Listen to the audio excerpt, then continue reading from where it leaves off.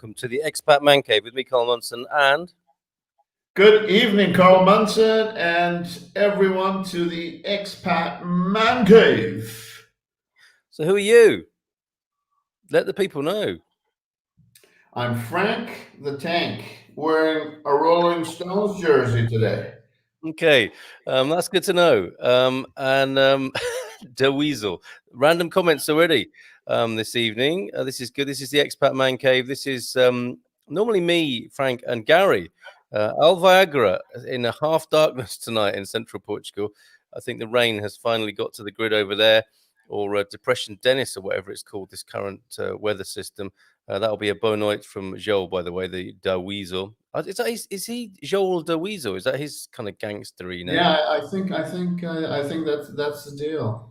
Okay, well, or Gary Garvo Gargus, whichever pseudonym he prefers to use, so as not to be named or blamed or shamed, may join us via his iPad, may not. Things that were maybe discussed tonight as us fellas unwind a week here in Portugal as expats.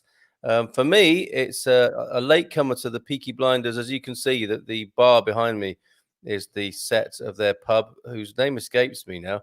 But I'm quite taken by that series this week. White Port also started drinking White Port in a serious way last Friday. Suffered for it, I think, or it might have been something else. But it's a love affair that I can't seem to let go of right now. And the other thing, residencia, Portuguese residency, concluded today, at least for the time being, which was very interesting. So I'm happy to talk about all of those. And, you guys as well who are tuned in, do let us know how your week's been. What, if you're not here in Portugal already, what you want to know about Portugal. We got Joel, the Portuguese, with us tonight, who can tell you about life from a real Portuguese person's point of view, as well as me and Frank as expats. And I imagine Gary Gargus will be joining us via the comments if he can't join us on screen. If you want to come on screen, talk to us, come on. I'll put the link in the comments in due course and come and join us. If you think it's getting boring, just shout out in the comments and say so. Be frank. It's like being at your virtual local, where after a few beers you just say what's on your mind. So if you think it's getting a bit boring, I mean, even now with me rabbiting on, just say so, or tag team on the screen and come on and say what you have to say. So it's looking like the Tank and the Cobra show tonight. I think so, Eric J. Jay Walker in Wales. Tell us about how prohibition is in Wales at the moment, Jay. And we were going to talk about vegans, veganism, vegan politics, why carnivores are so damn angry sometimes with vegans tonight. That I think will probably show its head. What do you think, Frank? What do you want to get off your chest tonight? Nothing, not the T-shirt for sure.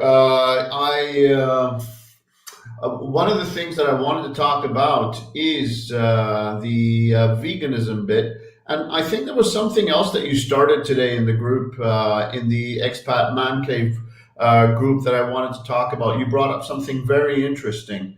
And I thought, maybe we could delve into that. I'm gonna think about it and come back to you, but absolutely for sure. We need to take care of the vermin. Oh, sorry, the vegan thing. Oh, Frank, I think he's being inflammatory, folks, but we'll see. We'll see I mean, this is the thing about it. And the other thing you might have been referring to, Frank, was the thing about intolerance. And what was that it? What it says about us, the intolerance bingo. Yes, the intolerance bingo. I made a game up today. I'll share that in a minute, actually, and you can see what your emotional state spectrum goes through. And I show you the emotional, the intolerance bingo card that I created today. So we got a few comments already. Andrew Page, greetings from Oceanside, California, gents. Hey, Andy. Where do you think that bicicleta is parked, Frank? Against a Portuguese house on a Portuguese holiday, or in the Bay Area somewhere? I'm sorry, Oceanside, California? Yeah. Yeah. It's probably one of those like very what's the area called? It sounds very urban. Yeah, or one of those mountains. Is it a mountain bike or is it a touring bike? Tell us more about your bicycling habits, Andrew. Well, boa noite, senhores. Local craft beer for me again tonight. I think from what Eric. you said last time, I mean, you have thousands to choose from in your amazing part of America. So tell us specifically which one tonight. Jay Walker, we've already taken your comment there, but we'd love to know how you're doing, Jay. And for those who aren't in the know, um, oh crikey, we'll come to that in just a minute. But Jay is in Cardiff in Wales. Normally, I don't know where he is tonight, but effectively, there's a prohibition. The Welsh Assembly, as part of the United Kingdom, has gone into quite a severe lockdown measures around the pandemic and has stopped the sale of alcohol, I believe, publicly. Yes, Eric the Tank, Frank the Tank, and me, Carl the Cobra. That was my boxing nickname. And you're very observant, because that was just snuck in by my boxing coach, Chris, who joined us on one of the shows recently. Very good, Eric. The Manchester Derby is tomorrow. Where's Owen? Go, Man U. I didn't want to talk about this because I know Owen is listening to this and he gets very upset whenever we talk about this, because I bring up the record and he gets very angry. And I don't don't want to talk about it. It looks very good for them tomorrow. Our team is a complete disaster. We just got out of Champions League. So we are no longer in Champions League. And in the league, I think we are fifth or sixth right now. This team is obviously doing very well. So yeah, it's a good week for Owen. Okay, all right. So you're going to start there, and we'll wait for him to give his customary. Oh, here it goes. I was just about to say, good evening, Yeah. ladies. Here he is, ladies.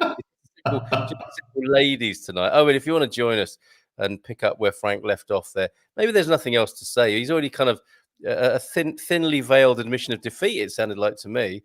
But I don't have much skin in that game, I have to say. Will Thompson, did he say vermin or vegan? I think he said both.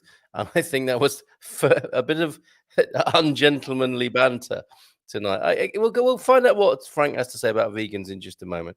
North County, San Diego, near Camp Pendleton. I think I went to school with a kid called Camp Pendleton. He's a strange bloke. Oceanside is closer to San Diego, near Camp Pendleton Marine Base, says Jim McPherson. There you go. Thank you very much, Jim. As well, good evening to you. Eric's particular brew tonight. Let us know what you're sipping on tonight, folks. I mean, drink-wise, that is. Giggle Juice IPA from the Unknown Brewing Company in Charlotte. Fantastic. And yeah, get back to me on that one. Planet's got all the time in the world, per se. So I think Will already making the vegan case and sounding a bit serious about dietary habits and relating them to the future of the world, which kind of makes a slightly uncomfortable setting for what you want to say about vegans now, possibly, Frank. No, I love wheat vegans. They're very good. They're very good for the environment. Are we getting into it now? Why don't you? They're very good for the environment. They leave all the meat behind for us. We can do our thing. They can do their thing. My only thing is, I'm very confused. One thing I'm very confused about vegans is that, and I've worked. Funny enough, I've worked at a vegan restaurant, kind of bar, kind of deal, and I've dealt with vegans, and I found them to be extremely annoying. That was my personal experience, because everything was so picky. I find that veganism itself, all right, fine, you don't want to eat dairy products, you don't want anything that's coming from the animal, you just want to do everything plant based, then why are you so infatuated with things that taste like meat, that they are for meat? So my biggest problem is, why are vegans so infatuated with minced sofa or whatever tofu they like or whatever they do? I'm fascinated to know, is what is it about the taste of meat that you want to keep? If you want to be a vegan, you want to have plant-based things, then appreciate whatever a plant gives. I have no problems with vegetarians. Vegans, they are like, the really annoying, pesky little things that come in front of you, and almost immediately they want to announce that I will be, look at this face, I will be the most annoying face you'll see all day. It's a punch face, and you just want to move on from there. That's all I wanted to say about vegans. Just to get things started, thank you, Frank, for your view there. And expect. I mean, no, pardon the pun, but expect a frank exchange of views. A sip of beer. Let's keep it respectful and funny, basically. But I think You're playing Canada today, by the way. You're like I haven't started yet. I'm going to. My foreplay is Canadian, but I think my main course might be. Actually, no. It will be Canadian. It will. I'm good, but I'm going to go from a kind of wishy-washy Trudeau to a pretty exacting Jordan Peterson.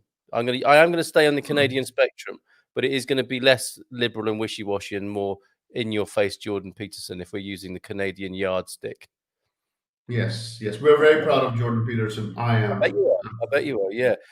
So Simple says Will adding his contribution to the meat vegan. I mean, I was going to say the meat vegan debate. It's not really a debate really about which is better or not, but I think we're like with anything, we're saying as much about ourselves as we say about other people when we utter anything. So I just wanted to take a different sort of angle on this vegan thing because I'm fascinated by it.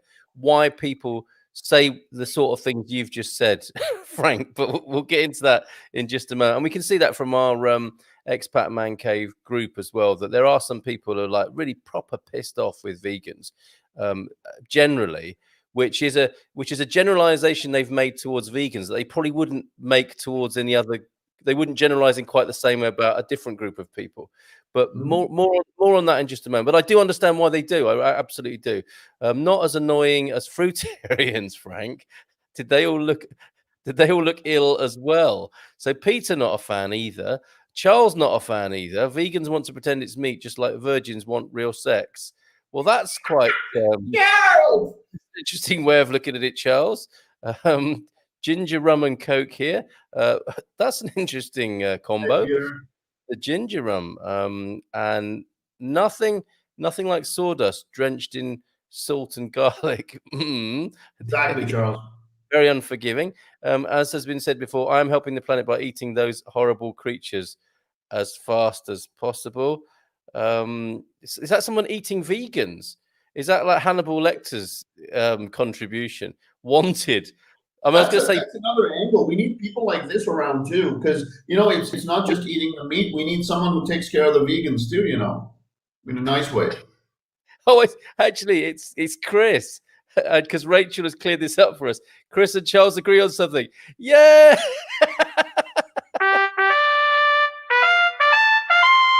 There you go. That's amazing. We never thought we'd see that day, but they may be united in their mistrust and criticism of vegans there. Our brothers over there in America. Neil, hey, alive and well and roaming the plains of the Alentejo, free at last. Neil Perkins is here. Hello, mate. Hope you're doing well. Surely great to hear the news that you sent us yesterday to the Wine Ninja group. Thank you for that. Really good news. Keep up the good work. Surely just because someone doesn't want to harm or eat animal flesh, it doesn't mean they don't actually like the taste of a good char-grilled steak, and so are trying to replicate the flavor using plant-based ingredients. Nice input there, Neil. Probably come back to that. Meat brings everyone together. Yes. Unless of course you're a vegan, but then of course it definitely doesn't, and that's really the problem we're talking about and possibly resolving tonight. What else did we miss? Oh yeah, back to Wales. To be honest, there's no prohibition or rules or regulations I have been affected by whatsoever. You must know more than me. Yeah, I listen to talk radio. I'm one of those terrible expats who's left the country but still listens to the radio of the country he comes from, just to know about what's being stirred up back home. I still go shopping without a mask and don't go to pubs. This whole thing about alcohol, yeah, they stop pubs and restaurants serving alcohol or something. Not keeping up. I drink at home. Got to be safe these days. Sounds like you've got your own sovereign lockdown there. It's like you're not being made to do anything. You're choosing. Very powerful, Jay. I think it's a powerful distinction to be choosing to have your own life and stay away from the madness by the sound of it. There he is, the boxing coach, Chris Rattenbury, live boxing now on UK Channel 5 Cobra. So that might be quite a good thing. You could listen to us and watch that, because actually as blows are exchanged, it might match the conversation in here tonight. If we do get some articulate vegans in. I think the sanctimonious vegans, and these are the ones who are really at the heart of the problem, aren't they? Are not gonna. It's not gonna go well if we get any kind of sanctimoniousness. But then again, it's not going to go especially well if we're going to be like a load of Jeremy Clarksons setting fire to caravans with tofu burgers inside them. Owen Lloyd Martin says, I believe that Boris has asked Ole how to get out of Europe. Well, hey! Nice one, Owen. It is pretty good, that, isn't it? It is. Ollie or Ole? Have you got Ollie and Ole there now? I don't quite understand that, but I get the joke, but I don't understand what the reference is. Well, it's because we're out of Europe, and this is the kind of jibe we expected. But the Ollie is what? Ole or Ollie? Is that Ollie? Right. Okay. Yeah, I thought so. Ole Gunnar Solskjaer. Yeah. Okay. I thought you had a new Spanish player called Ole as well, maybe. Tinto de Verano for me to start the evening here in Chicago. You're starting now, Jordan. To start the evening here in Chicago. I wonder if Jordan Peterson likes football. I wonder. It'd be interesting. Okay, more comments probably about veganism. Sanctimonious vegans, also called vegans. Now, so I'm seeing sort of two camps here, and I will contextualize this with that intolerance bingo that I was talking about earlier on, because that should be an interesting part of this show if people want to play that. Our cows had great lives with only one very bad day. I mean, that is the view I tend to take. I hope that animals are well looked after and they just have the one bad day, as I guess we all may face, as animals. We all have, if we're lucky, we just have the one. I've got a call coming in. I don't know if it's for the show or not. Let me know if you're calling me to be on the show. I haven't got WhatsApp plugged in. Just let me know in the comments and we'll figure that out. Our cows had great lives, with only one very bad day. Is that Chris there? Sign them off, Chris, if you wouldn't mind, so we know who's saying that. Nothing better than a medium rare ribeye, says Eric J. Is that your preference, Frank? Yes. Medium rare. Okay. Yeah. We used to have wolves and bears in the UK, but because we don't eat them. Because we don't eat them, we don't anymore. If vegans prevailed, we wouldn't have any animals. How do you live without bacon sarnies? The classic bacon taunt there. In with that. So does cannibalism. I wonder what that's a response to. But yeah, that comment there. Sanctimonious vegans, also called vegans. They are not all like that, but okay. Remember the killer whale guy? Vegans are picking up the slack for all the folks who think they are free to do what they want without repercussions. None of this will end well without personal self-restraint to at least some extent. Not having a burger every meal is a good start. Vegans just try harder, kind of like traffic wardens, really. That's quite a useful comparison. So that was it's safe to answer. I just thought it might be Finanzas or someone else like that. So let's get. This is beautiful. I'll answer it next time. If ring again, Owen, and we'll bring you on. Arrogant prats with their opinions. Roads would be blocked without them. No. Interesting. Owen, I'll answer next time. Like traffic wardens. I'm not one of them, says Will. I hate to come across one in a debate, but glad they're doing the thankless task. I'm with you, Will, actually. I'm very glad of outsourcing that sort of stuff to vegans. I think on balance, they're kind of helping in a way. But that's not really what I want to talk about as far as vegans go. A man who's definitely not a vegan is the man who's on the other end of the line now, hopefully. Are you there, Owen? Yeah, it's just finished with tofu burger. He's just ordering a tofu burger. This isn't Uber Eats. I'm trying to turn you up here and I can't. I'm struggling to do it. Let me see. How would you like it, foamy? Yeah, how do you have a tofu burger? No, I didn't have a tofu burger. I was just joking. Just trying. It needs added taste, doesn't it? It's very low, your signal, unfortunately. I've turned the in-call volume up the way, all the way up. Is it? When I get to my computer, I shall call back, Carl. All right, mate. Yeah, you're very low in the mix there. But you could have so pranked me ordering a tofu burger then, Uber Eats style. So yeah, join us on screen with your PC, mate. I will do, mate. Is there anything you want to say to Frank about the match tomorrow before you go, though? Have you got a large box of tissues handy? Have you got a large box of tissues handy? Did you hear that? Yes. Yes. No. Is it because of the Paisley uniform I'm going to be looking at, or is it the game itself? I did wonder. Bringing people together as ever here. It doesn't sound like that tonight, does it, Joel? I like my meat slowly pounded to tenderize it first and slathered in sauce. That comment is said in many different contexts, I think. Eugene, vegans are God's way of keeping meat fresh for when the SH1T hits the fan. #Neil is free. Glad to hear you're okay as well, Eugene. Last we saw of you, you were tearing across the countryside, heavy breathing, grazed knees and elbows and all sorts. It sounds like you've made a good recovery. Well done, mate. No more sex talk, Charles, from Chris. Referring to having his meat slowly pounded.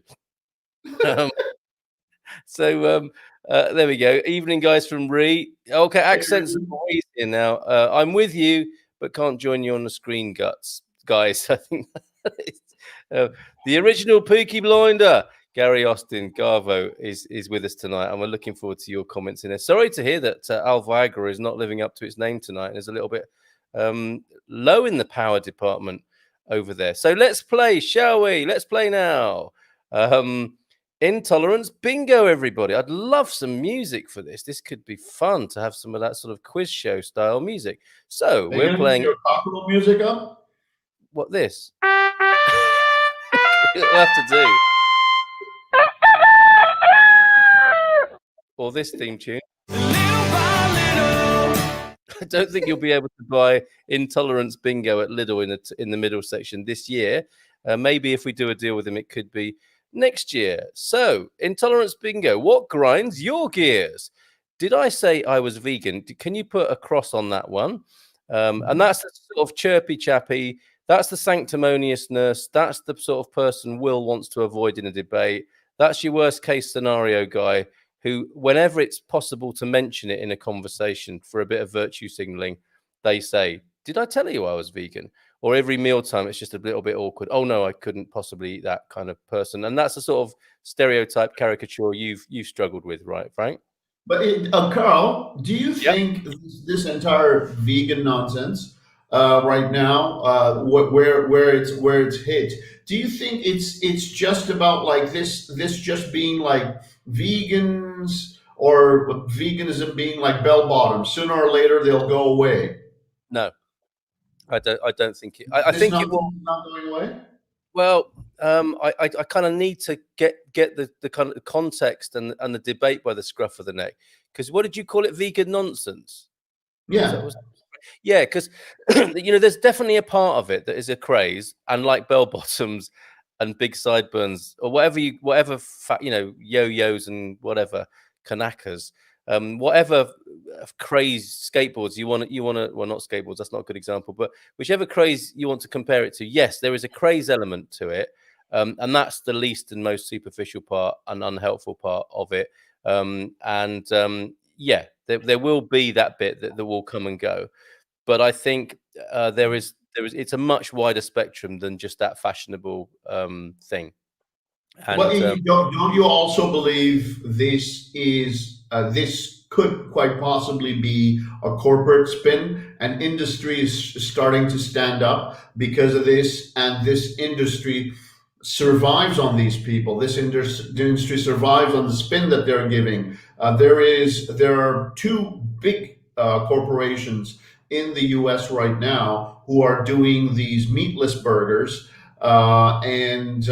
This exactly is what they're doing. Is it the industry? Are these corporations that are spinning it, and they've got their followers just like a cult? And once everyone starts understanding what this industry is all about, then the cult is going to fall off, or they're going to burn the entire thing down.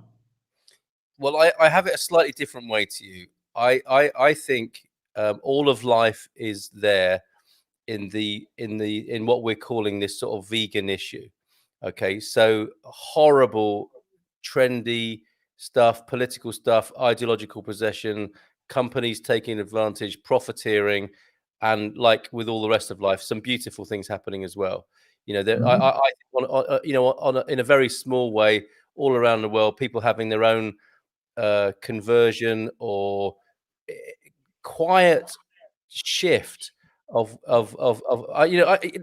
if I create a caricature of the little shift I'm talking about, which is the part of it I feel I need to defend all of veganism about, it's for people who may have made a shift because it actually really works for them, and they've gone from being somebody who's like a quite unconscious eater, quite unconscious about their health, and they've discovered that eating meat or as much meat as they used to isn't a great thing. It's a disgusting industry. The worst end of factory farming. I mean, none of us meat eaters here, I don't think, would be too proud of the worst excesses of the cheap meat market, would we? I don't think humans can be proud of the worst excesses of factory farming. So, sorry to cut you off, but so is fasting, and fasting can never be an industry because you can't sell anything. Do you know what I mean? You saying fasting is disgusting? No, I think fasting is wonderful. The thing is that there are so many ways you can sell fasting, but you can't make an entire industry out of fasting, because if everyone started doing that, fasting is actually very good for you, intermittent fasting especially. If everyone started doing that, there is no industry to be had with fasting. I absolutely agree, Frank. And to me, the worst bits of the vegan conversation that we're having is the cashing in on people's fears, because I don't like that wherever it takes place, whether it's veganism, whether it's COVID. There's parts obviously of the pandemic that are clearly cashing in on people's fears. And as much as I can't stand that, I can't stand it if it's related to vegan food products either. And also, same with pandemic, same with veganism. I am not at all keen on the ideological possession bit, people virtue signaling, people being consumed by a political ideology around it, who are a massive pain in the arse and no fun to be around unless you're in the same club as they are. I've no time or interest in that. But I also feel a little bit supportive, and though I need to keep the door open for other people who could. I mean, to be fair, these people don't call the ones I love are not the ones who call themselves vegan. They just are. They've just chosen. They don't tell anyone, and it's just a choice they've made, because it's not emotional, it's not rational, it's logical. It works for them. It works in their lives, and they're not going on about it. And anything where people live like that, I feel very proud of those people. I feel most proud of myself when I'm not coming from an emotional, rational place, and I'm just coming from a logical, intelligent place. And I think that does exist in what could be called veganism. And I take your point, and everyone else's tonight, that there are some bloody annoying vegans in the world as well. So that's what I'm grappling at. That's what I'm trying to. The meat eating community is not an airport. You don't need to announce every time you're about to take off or you're about to leave. Leave. If you don't want to eat meat, leave and let us all be. Let us eat the meat. The problem is, it's all the sermoning. It's all the lectures that you get. You're sitting in front of a person. God forbid, you have a little thing of yogurt. The vegan person looks at you like you have just gone and sliced up somebody's kid. It's like the problem is that it's the way it's what it's become. It's not even a cult anymore. It's the complete community of people who are like these finger waving nitwits.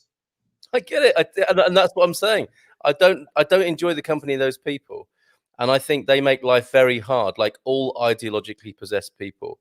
For other, so it's a bit like it's the difference between let's say the worst evangelical religious people, yes, and how they make life difficult for quietly spiritual people. Like some without a doubt, some of the best people I know on the planet are quietly spiritual people. They don't go on about it. They just have a value code. If you ask them, they might tell you about it. But the other ones who make a song and dance about it and tell you what you should be doing and all that sort of stuff, and they have the ideological thing going on, and they sanctimonious and they moralize. They make it very difficult for the quietly spiritual people, and that's what I'm saying about the kind of the political vegans and the ideologically possessed vegans make life difficult for people who've just made a choice. And these are people like Henry, who was making some, I don't know, not a defense exactly, but was talking about, hey, how Viagra serious. It's gone my teeth blue again. Another I don't know how long this is going to work for, guys, but I'll give my best shot.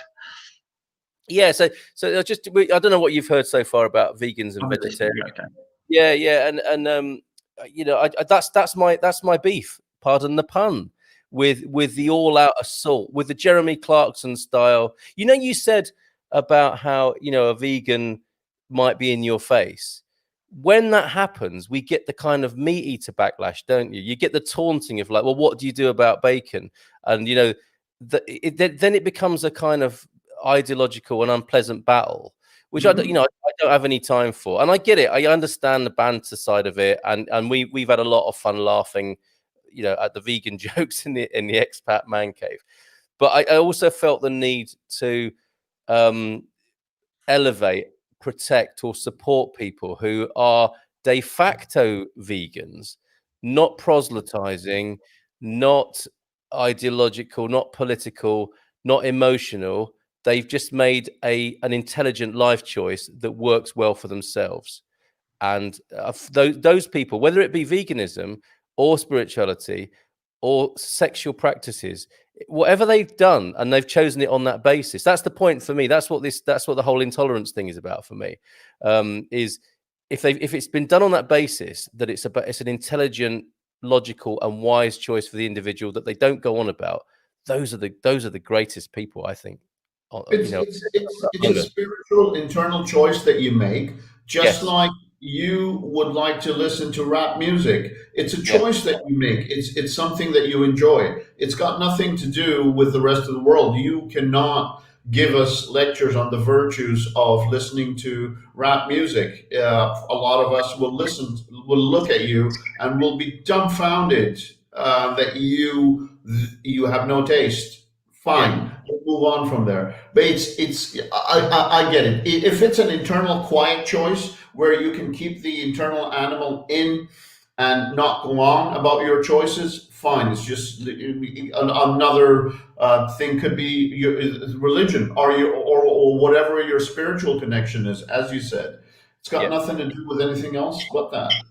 But I also, the thing that I was bringing up in the Man Cave earlier on today, and it's a fascination for me that, just around this time anyway, is what makes people do that. So what possesses a person to see veganism and go, actually, that's a bandwagon I can jump on because it will tick all these boxes for me. And then the opposite is also true. There is the bloody steak propagandist who at every possible chance to put vegans down will jump in and do that. Now I'm thinking, what's gone on for that person that makes them want to do that? That's what I find fascinating. I'm not asking either of them to stop. I would just avoid those people in daily life if at all possible. But I'm fascinated about why they got to be in that condition. Why they feel that need to take it that stage further and get in someone's face. I think really it's like any form of fundamentalism. It becomes obsessive and it becomes all encompassing. And the further you become obsessed with it, the more dramatic your actions become. So it snowballs. And veganism has various levels, like in religion, like anything else. You can be tolerant of other people around, or you can be completely, critical or abusive even to anybody that even sniffs meat. So it's got different levels. Absolutely.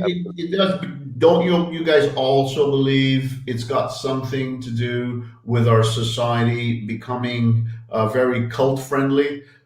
You've got folks who are ready to just not just the bandwagon. They are ready to follow someone. They are ready to become big fanboys of one of an idea. They want to believe. They'll read as soon as they'll turn their computer on. First thing they want to do is they just want to read about veganism and nothing else. And everything that is vegan friendly, any kind of information out there that's vegan friendly, they'll buy that. There's nothing else other than that information that exists for them. Those are the folks that these corporations are benefiting from, and good for the corporations. They've done their spin game. They've got their followers. It's good for them. I think it's very smart. Yeah, yeah, and that the question I would ask again is why is a person like that? Because I think there's a reason for it, and I completely agree, Frank. We are in the cult age. We are in the ideology age.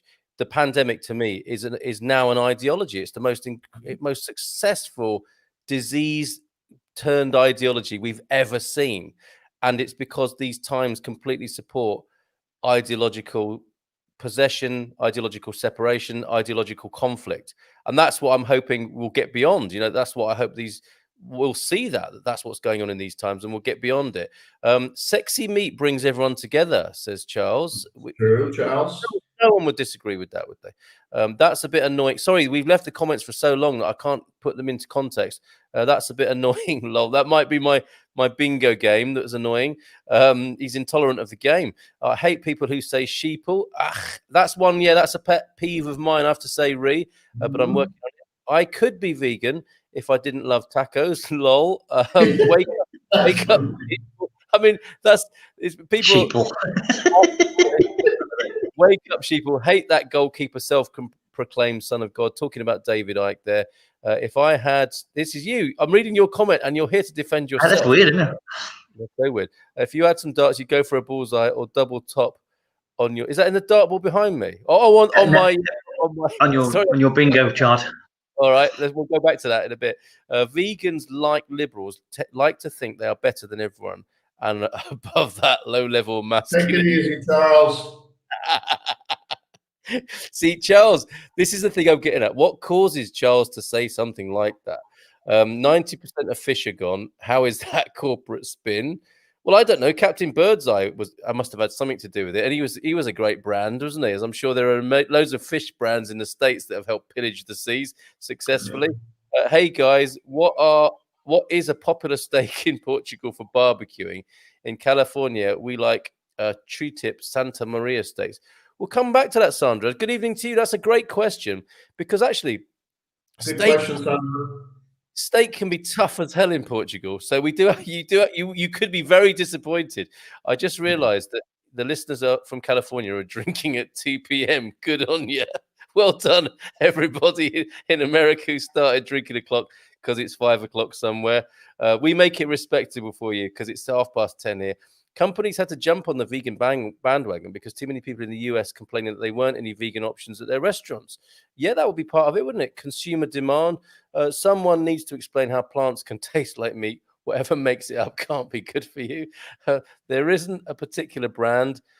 So either pork or cow meat, says Joel. This is great, Charles.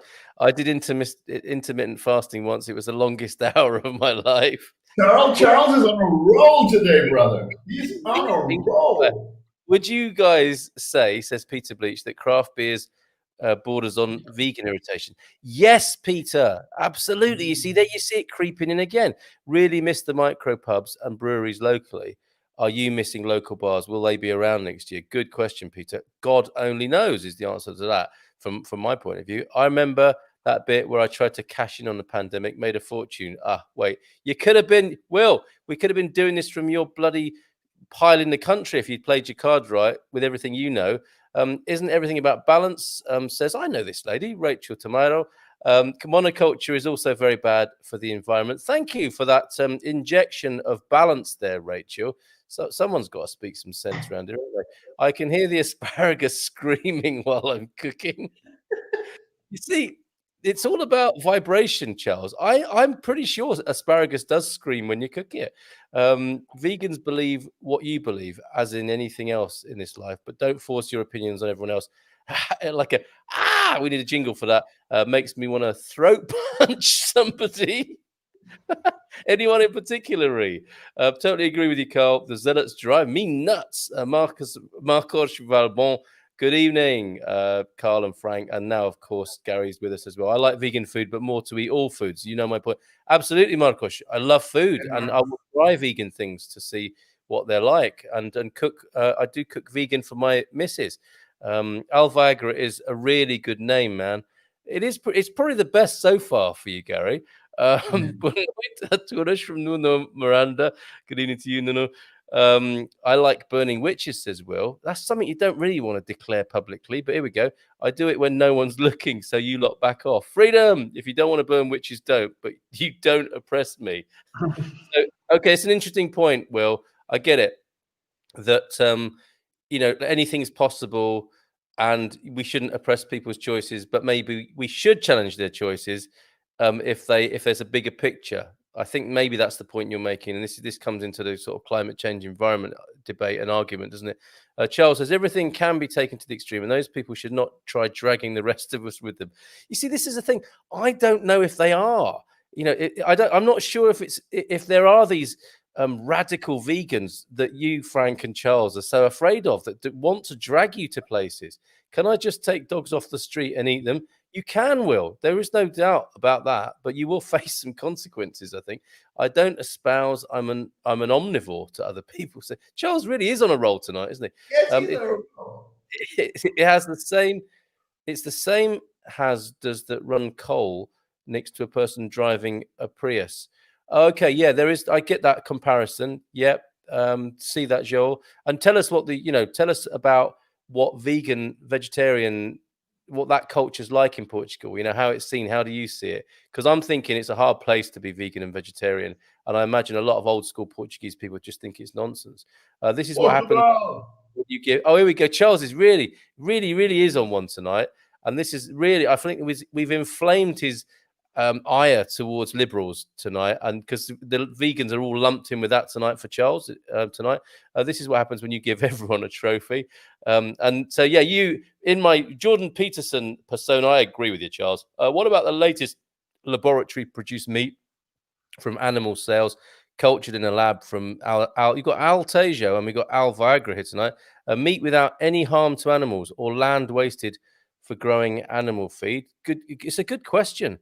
I like to stir pot and rock the.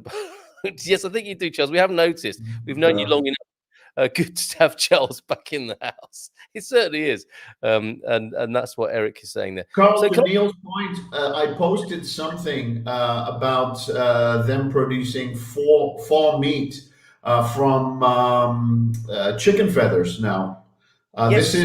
This is the new direction they're going towards. If this is the direction they're going towards, good for them. But we'll take the rest of the chicken. Oh, there you go, sexy Donna Antonia. Yep, I've got a theory about what went on underneath that big bell skirt. But so what happens? They pulverize. This is be a byproduct from the poultry industry, and they pulverize the feathers. They use there's some kind of a protein or something in the feathers, and they turn that into fall meat somehow. And this is what they'll be eating pretty soon. They'll jump onto fur. They'll be eating people's fur, literally. Who's going to be eating that? No vegan's going to eat chicken feathers, are they? Well, no. However, if they are saying that this is not an animal product, it is fall meat, just like everything else, just like whatever. I think vegans will go for it, no? What, chicken feathers? Yes. Who is that product for then? Who could that product be for? Well, it depends how good your PR and marketing department are. If it was given to me, and I admit I'm one of those people that Bill Hicks told to kill themselves. I have worked in marketing, and I do pride myself a little bit on being able to sort of spin a story. And with chicken feathers, you would say this is a hideous waste product from the poultry industry, which needs to clean up its act. And the poultry industry is doing so by turning this byproduct of the industry into and you'd have to scientifically prove this in some way, but into a nutritious meat type product. That Well, I love watching this. Go ahead. You're watching me cook myself. Yeah. He was, but that's what will happen for you. Believe me, that's what will happen. They will spin it to make it sound okay, because people unless they have a good talk to themselves, they are open to the manipulations of PR and marketing people. How else would the world be the way it is if that wasn't the case? So to me, that's the problem, is people need to be in a non-susceptible, non-persuadable state in the first place and do the work on themselves to sort that out, so that jokers who are trying to sell us bloody chicken feathers as meat don't get a look and they get told to piss off out of town right away. In fact, Neil says, isn't that what McNuggets are made from?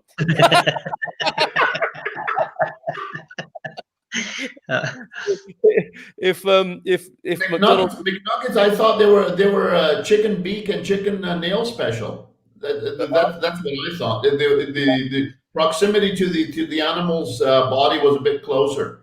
The proverbial eyelid and arsehole meat product. If McDonald's legal team are watching tonight, it is you're looking for an Alan Tagio to send the libelous papers to. That's a good one though. And actually, I've got to say, I made vegan chicken nuggets, not vegan, vegetarian chicken nuggets for the kids tonight, and I thought I would much rather serve these to my kids than actual so-called chicken nuggets. They were tasty and good. I mean, I wouldn't want them to eat them every day, probably once a month, maybe at most, because they weren't really food either, I don't suppose. But it just this very evening that happened.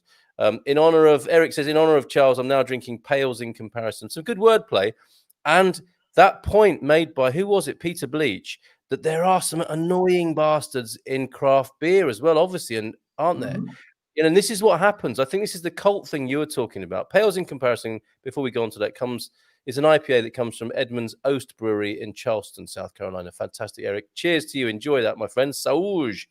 We'll come back to your comment in a minute, Will. What was I saying before I interrupted myself there? Can't remember. Doesn't matter. Will, you get the point. You got the point. Thanks. If steak lovers could calm it down a bit, you wouldn't have so many militant vegans. See, I think this is true, Will. Peterson would agree. He knows about graphs and chaos and calamity and balance.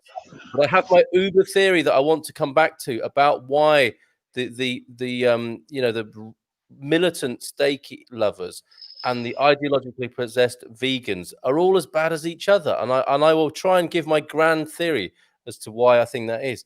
Vegans are family members arguing to stay cold, while meat eaters want to burn all the furniture in Siberia. A little balance helps. Don't you love how he puts these things? Just joined. What the heck are you talking about? We lit the blue touch paper on the vegan conversation, Anna. That's what we're talking about. I hope that puts it into perspective for you and context. If the Chinese went to even make plastic look and rise and sell it. So I think, Joel, not a fan of the impending meat disaster that is Chinese Frankenstein food, possibly. Although you Americans, come on, this bleached chicken thing that we were supposed to be getting in the UK, what's that about?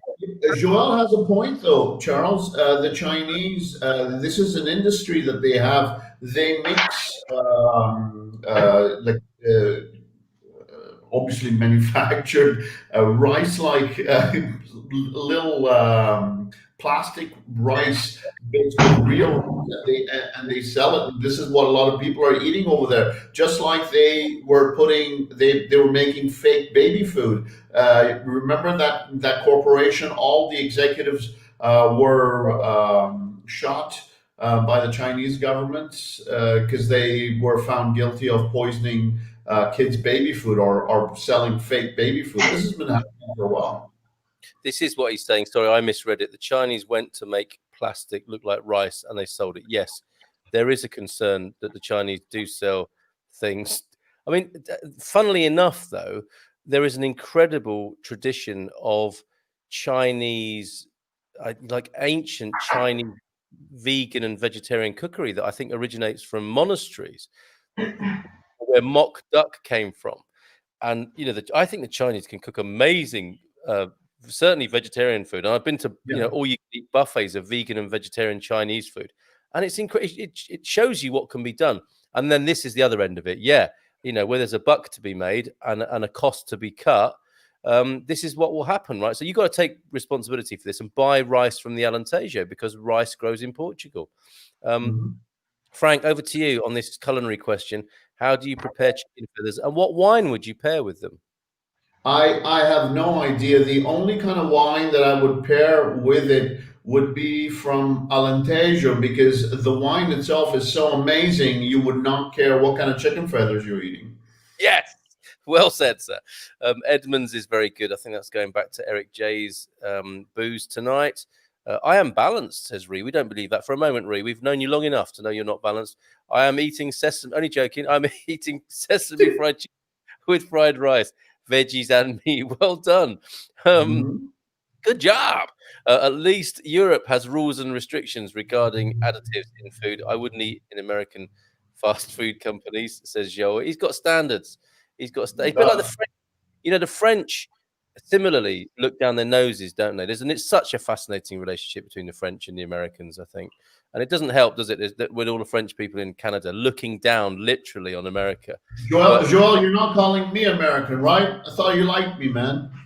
Oh, dear. That's not going to help. Just wing it. Well done, Neil. Breast man, Neil Perkins. The issue has gotten, like so many others, you need to take a side, i.e. there is no middle ground. This is it, Eric. This is the thing that Frank's talking about, the cult world we live in. Everyone joining to groups to make other people wrong and themselves right. This is the problem. That's what I think we're essentially what we're talking about tonight. Shocking, the Chinese government did something corrupt, says Charles. Chinese eat dogs, cats, and bats. You would really buy baby food from them? Ah, hell no, says Ree. It's interesting, isn't it? We're looking at these not just sort of national stereotypes, but the cultural stereotypes of how cultures look at each other. And I mentioned what do you Americans think of how French people look at you down their noses and wouldn't have McDonald's in France for a really long time? I think that's the same in Portugal. I think Portuguese people love fresh, natural, basic food and don't care too much for all these newfangled added value foods, let's call them that. But they don't go on about it. They kind of just stick to what they like, rather than the French making a big deal about it, if that indeed is what they do. Boo, Joel, we love our fast food. Yes. So okay, we've got a Portuguese American thing going on now, which is great. Get the vegans to ask if there are any preservatives in the food when they get to a Portuguese checkout cart. That's gonna be so hard. Can you imagine? That's beyond A2, I think. Frank, shut it if you're Canadian. I have more consideration and pity from the ones living north of the American border. Oh, yeah. Maybe Joel has had a glass of wine tonight. Oh, nice one. Anna says everything with legs, including tails. I think that's probably what the Chinese eat. That might be a reference to what the Chinese eat. Come on, Gary. I'm just taking the longer view on this now, right? As our ancestors, many hundreds, thousands of years ago, had a much more probably different diet than we had, where meat wouldn't have been so available. Maybe we've got the balance slightly wrong now. We're just a bit too much dependent on meat. But as far as the vegans are concerned, they've only got to look in the mirror and look at their own teeth to see that that's what this is designed for. They're designed to eat both things. Otherwise, you wouldn't have these cutters at the front. We'd have teeth like a horse. That if that's what we were designed to do. So you're going against really your natural sort of evolution. But in saying that, maybe the thing about where you don't eat meat is an evolution in itself. So I can see multiple aspects on this. But I think, yes, the balance is wrong. We probably eat too much meat now, and not enough vegetables, and the other stuff, because it can't be good for you, really, because we're just not made that way. Our ancestors would have killed something, had a feast of meat from that particular carcass, and then probably not seen another animal for maybe weeks, and then subsisted on berries, vegetable matter, whatever. So that's the way we kind of designed. But I'm so glad you're here. I'm so glad you managed to make it onto the screen, because that is absolutely right. Because we are then, if we make decisions based on intelligence and insight and instinct rather than our emotions and rationalizations, this is the problem for me. So meat is a really good example of where people are eating emotionally and rationally. I think you're spot on, Gary. Can you imagine? Like some time ago, decades ago in Portugal, there might have been a roast on a Sunday, and there might have been dried sausage put into the stew, one big bit of meat a week, maybe once a month, maybe, I don't know, and little bits of meat to flavor stews, soups, and other things like that. Now, if you have a tosta mista once a day or something like that, what the hell is in that meat? It's about rationality and price, isn't it? The meat, the ham, those €1 packs of ham and €1 packs of cheese and 50-cent bread loaf thing that make a tosta mista with margarine on it.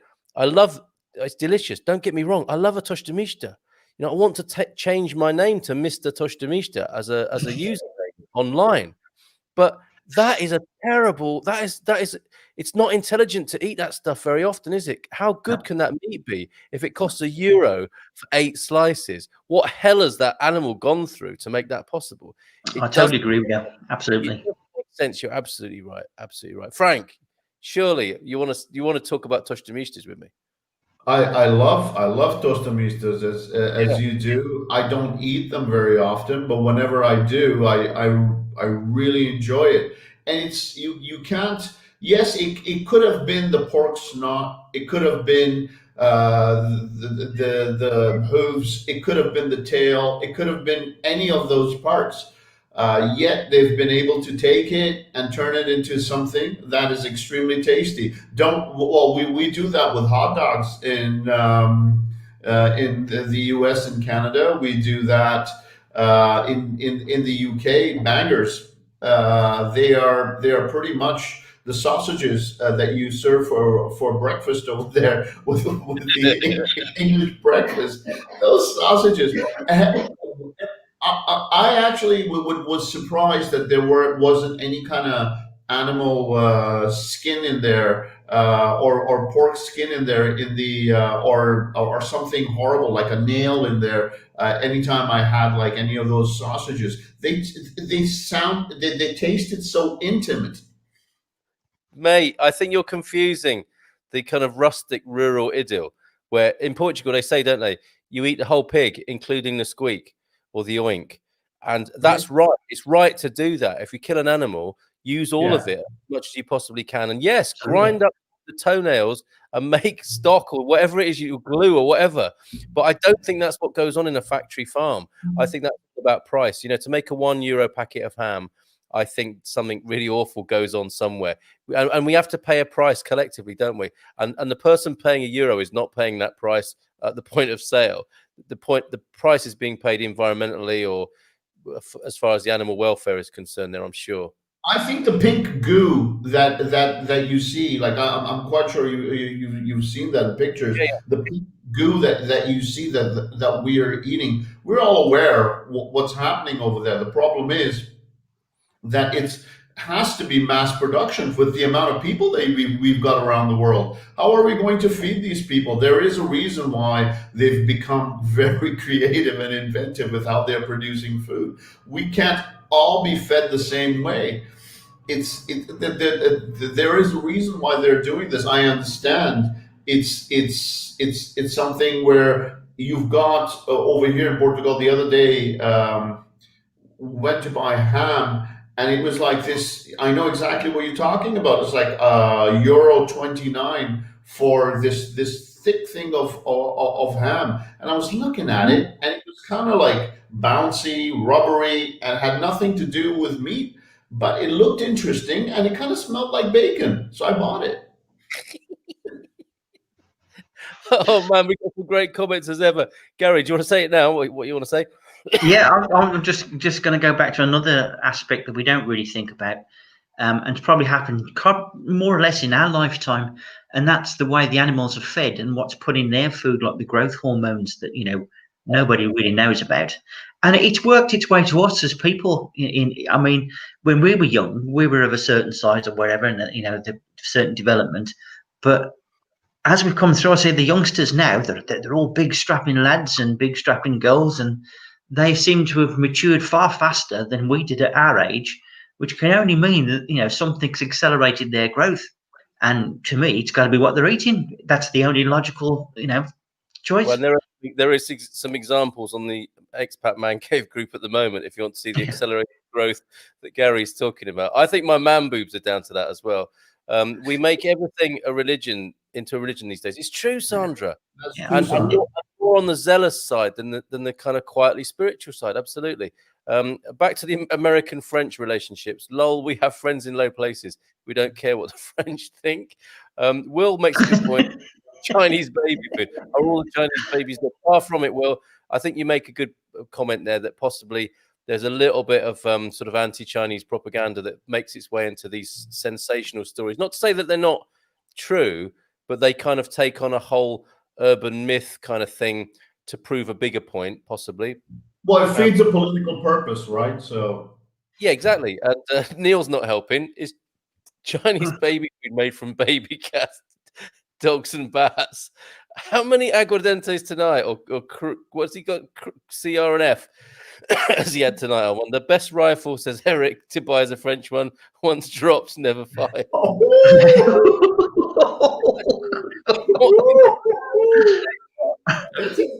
That's as good a comment as Joel's comment today, man. These guys are really on a roll today.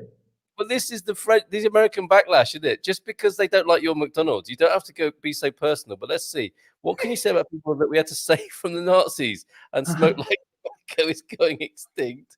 Anna is in Switzerland and might have something. She might just be, like very wisely turning a blind eye to this anti-French sentiment.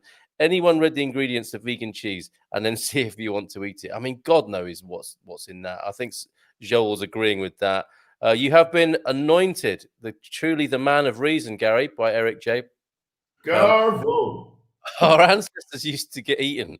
We were not top predators. Of course, our teeth are designed for both. Totally not the point. We were designed to be part of an ecosystem. Now we are the ecosystem. Oh, yeah, you're right. We superseded the ecosystem. But when you were saying that, Gary, about our teeth would look different if we were vegetarians, I just thought of the Bee Gees as the ultimate vegetarian band whose teeth are designed to just eat grass, possibly. It looked like red rum. Refrigeration. Hey, Josh is here from Expats Everywhere. Maybe Kaylee as well. Good evening to you both. Lovely to have your company tonight. This is slightly different, Josh and Kaylee, in the Expat Man Cave. Lol, Gary, my ancestors must have been hunters, or must have been better hunters than yours, I think is what she's saying there. Power without responsibility. Yeah, like that ends well. It's a good point, Will, but I want to grapple with that, but I'm not sure the time is right now. I'm sure other opportunities will arise. I want to do my intolerance bingo with you, and if you want to be vegan and not eat meat, fair enough, but stop making fake meat rubbish. Yes. Well, you did, didn't you, Frank? But I'm thinking, why not experiment with things that you? I mean, not. It's right, Frank, that. Why try and pretend it's something else? It's better to eat it as a thing in its own right, isn't it? And so I'm thinking a plant burger is a great idea, not because it should taste like a burger, but because you can come up with a plant-based, tasty, textured thing that you can eat between two bits of bread, because that's a great concept in eating. Great concept. Yeah, okay. If you're in love with the concept, then you can easily. There are so many different ways of making an amazing vegan burger. You can make it with lentils. You can make it with beans. You can make such an amazing concoction. You can put it together, put it between a bun. It's beautiful. Eat that rather than eating something that tastes like meat that you are technically saying you don't want to eat, because you love plants so much. Yeah. So I, I, aren't we saying here then that we're heading to that Star Trek moment where we have the little pill from the food synthesizer that's made completely from, you know, chemicals or whatever, and that's the way to go? That's the ethically right way to go. no, piss Is off. it, well, there you go. See, I mean, you know, everything's got to have a balance, hasn't it? Well, that's what I think about vaccinations. You see, that the kind of parallel with creating a little, you know, like the spaceman food, we could call it, couldn't we? That's got everything. It's completely balanced, and you just take it, and you don't have to eat anymore.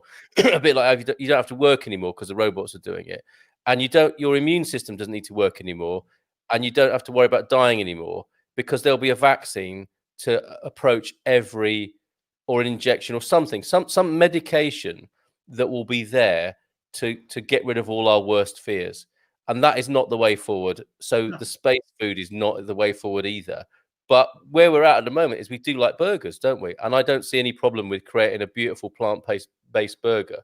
But I'm not interested in the exploitation that you're talking about, Frank. And this trying to make things be like other things is ridiculous, isn't it? But you know, maybe it's a transition thing for people as well. To be fair, designed for survival in times of scarcity, as well as for evolving into giraffes or something. I think that might have been the Austin evolutionary theory that's being commented upon there. And look at the Bee Gees and all of that stuff. Vegans eat a lot of tofu. What actually, you might know this, Frank. What in God's name is tofu anyhow? I can't even look at the jiggly stuff. What is so? It's reduced soy product. It's a soy product that's been reduced into, you can make it look like soap. You can do so many different things with it. It does not have any taste of its own. You can marinate it in whatever, and it'll taste like that thing. It does not have anything to offer. This is the kind of product. I'm quite sure you've seen this in like those Chinese, the sweet and sour soup. They throw the tofu right in there because it's something with a little bit of sustenance. It's something floating around with a little bit of sustenance. It will not take away from the soup, so it just minds its own business and it's there. The problem is this thing has now entered mainstream, and people are are eating this soy product, which looks like a soap bar. If you were to go and see it in some of these stores, I'm quite sure in England, in Little China, you've seen, like, you know, these little tofu bars hanging out, and it's nothing. You just take it, you just take a piece of it, you just take it home, drop it in a soup, and tell the kid he's eating something fun. Well, I do feel I need to make a defense of tofu as a half Asian person. I agree with you that there has been a terrible abuse committed with the marketing of tofu to I think Western European vegetarians, and that vacuum pack stuff is a horror. There's no doubt. It is tasteless. It's just a texture. You can pretty much bring it back from the dead in some ways, but why bother would be my comment.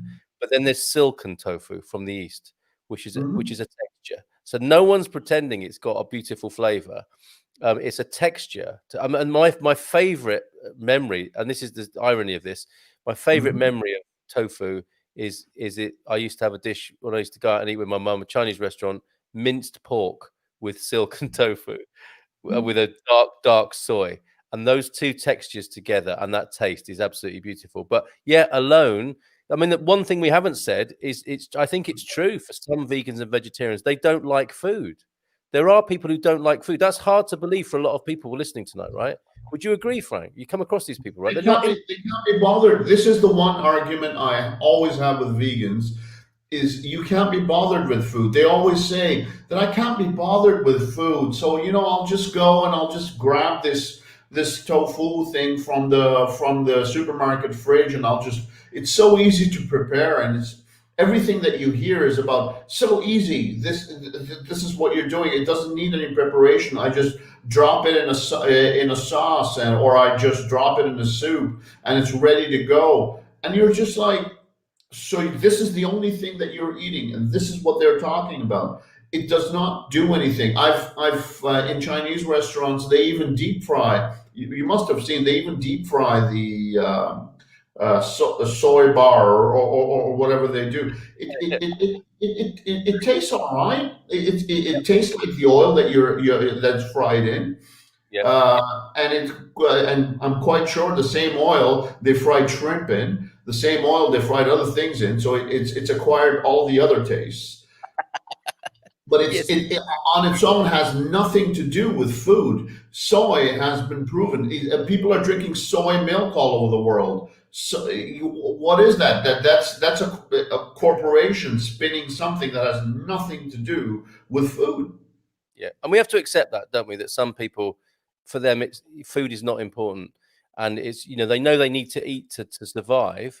It's like those the vegetarians I remember from the 70s and 80s.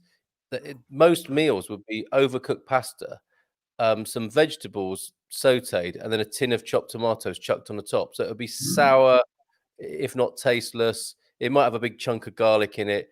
And it was just a way. And then it would have, if they were vegetarian, it would have cheese grated on top of it. And to me, it's not a smart meal because it's a food combining nightmare. It's not, the vegetables are nutritious, but pasta all the time, and eating the same thing all the time is just not good for you. And I just think we do need to acknowledge it, that we're coming from our place of like loving food maybe, and that isn't a value for some people. So they just what they're, and I think this comes back to the vegans that you particularly despise, is that they might not be necessarily interested in food and the experience of food. They are showing their food to the world and making their food choices to make you wrong, and to shame you, and to make a political point.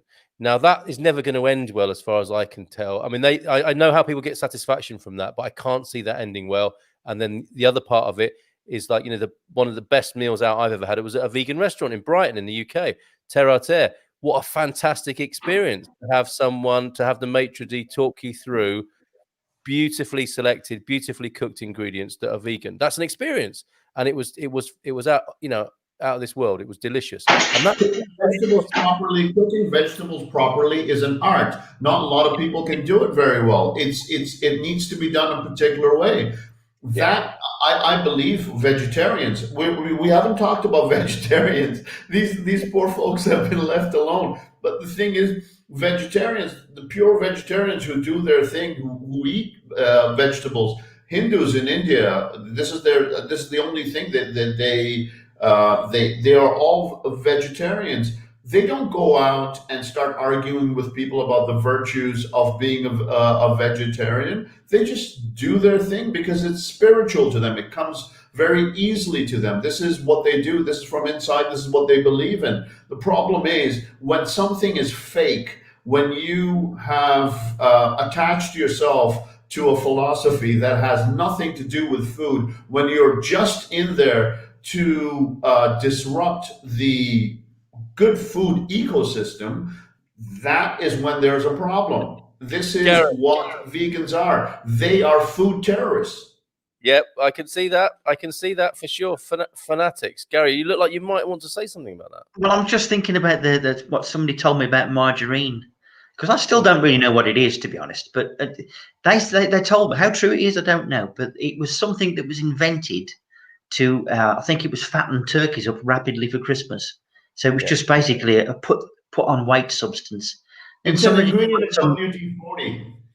Yeah, it's very similar. But and then they put some sort of flavouring in it that made it taste a bit like butter. But then it proceeded to tell me that actually margarine is one molecule away from being emulsion paint, and another molecule away from being plastic. It is hydrogenated vegetable oil, isn't it? That can't. Again, so many things we're talking about tonight can't end well. We had a product in North America, margarine, which was called, and I think our American friends will remember this product. It's called "I Can't Believe It's Not Butter." Mm. This margarine was sold all the way from the late 70s, 80s. This is why I'm saying this is a bad trend.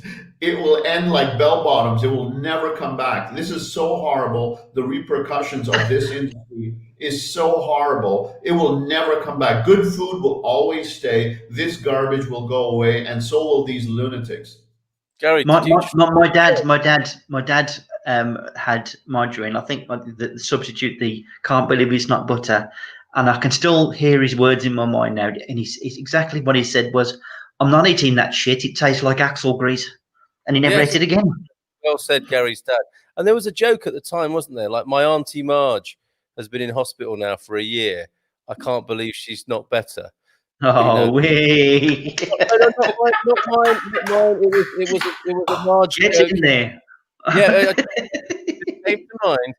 I like organic food, but I don't eat 70% and 30% beef. I'm guessing. Yeah, I mean, you've got to eat as best you can, haven't you? I agree, Carl. I eat meat, but choose organic and hope the animal had a better life. I'm with you there, Anna, whenever possible. The meat industry uses almost everything from an animal. If there is money to be made, they sell it to someone. I'm sure that's true. No, they're not going to waste it. But what I'm saying is, if they're selling a packet of ham for €1 and they can cut costs, they'll do that by making the animal's life worse or putting some crap in it that's cheaper than some other crap. So it won't end well. Yes, agree. Raise it well and use everything. Sure. Charles, when I'm eating veal, I try my best not to think about what they did to those poor baby calves, so I don't ruin my meal. He's of a particular disposition tonight, isn't he? We did a tour of Venice, and the graveyard island is full because people are so full of preservatives that they are not rotting, says Peter Bleach. They take the bones away, and a new space opens up. That's terrifying, isn't it? And you can imagine, can't you? Similarly, in a crematorium, with all the stuff that's in people, they probably go up really quick, and it's all over very, very quickly because of all the flammable preservatives. Well, our stomachs are graveyards for animals. But let's just agree with that and let's just go with it. It's not a problem. The human stomach graveyard for animals. Yeah, that's what we do. That's what we are. This is what we do. I just had this weird vision of like farting and chicken feathers coming out.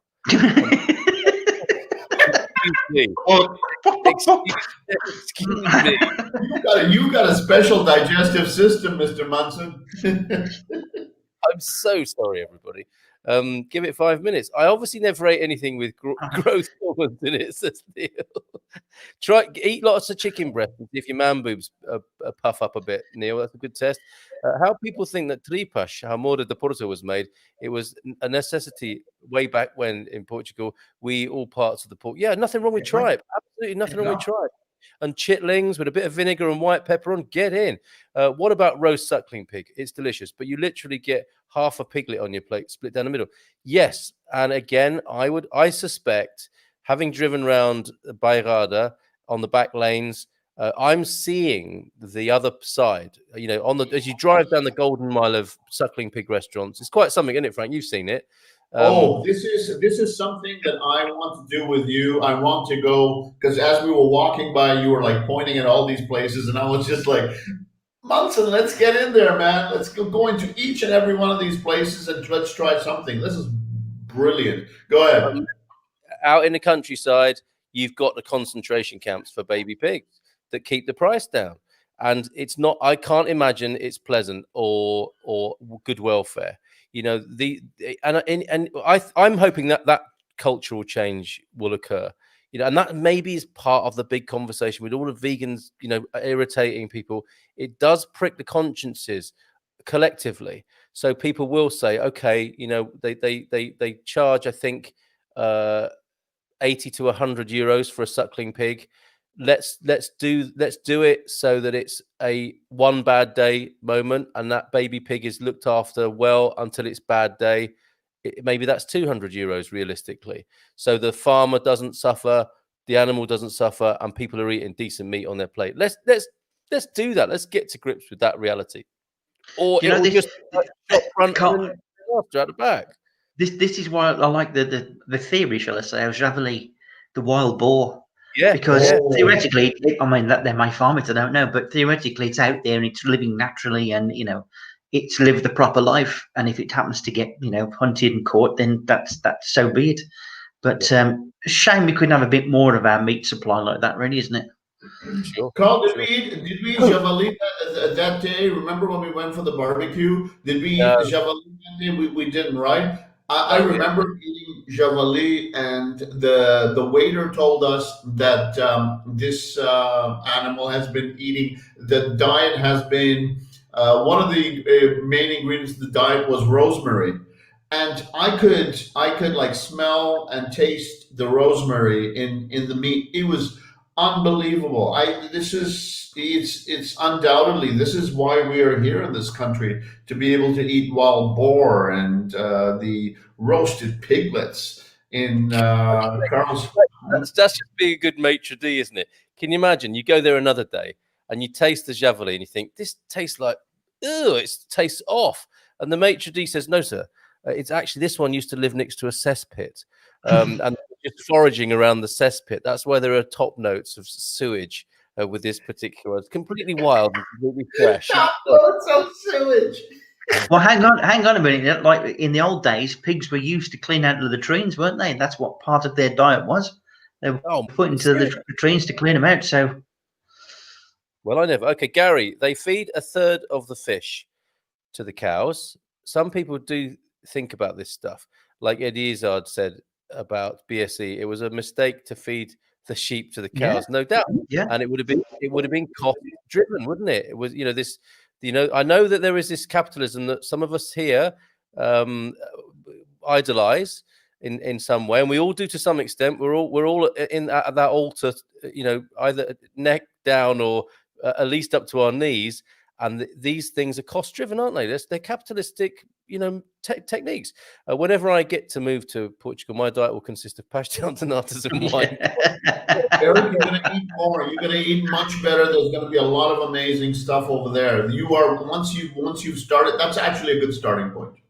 Yeah, and I think we should make a movie of that. Like that Super Size Me movie.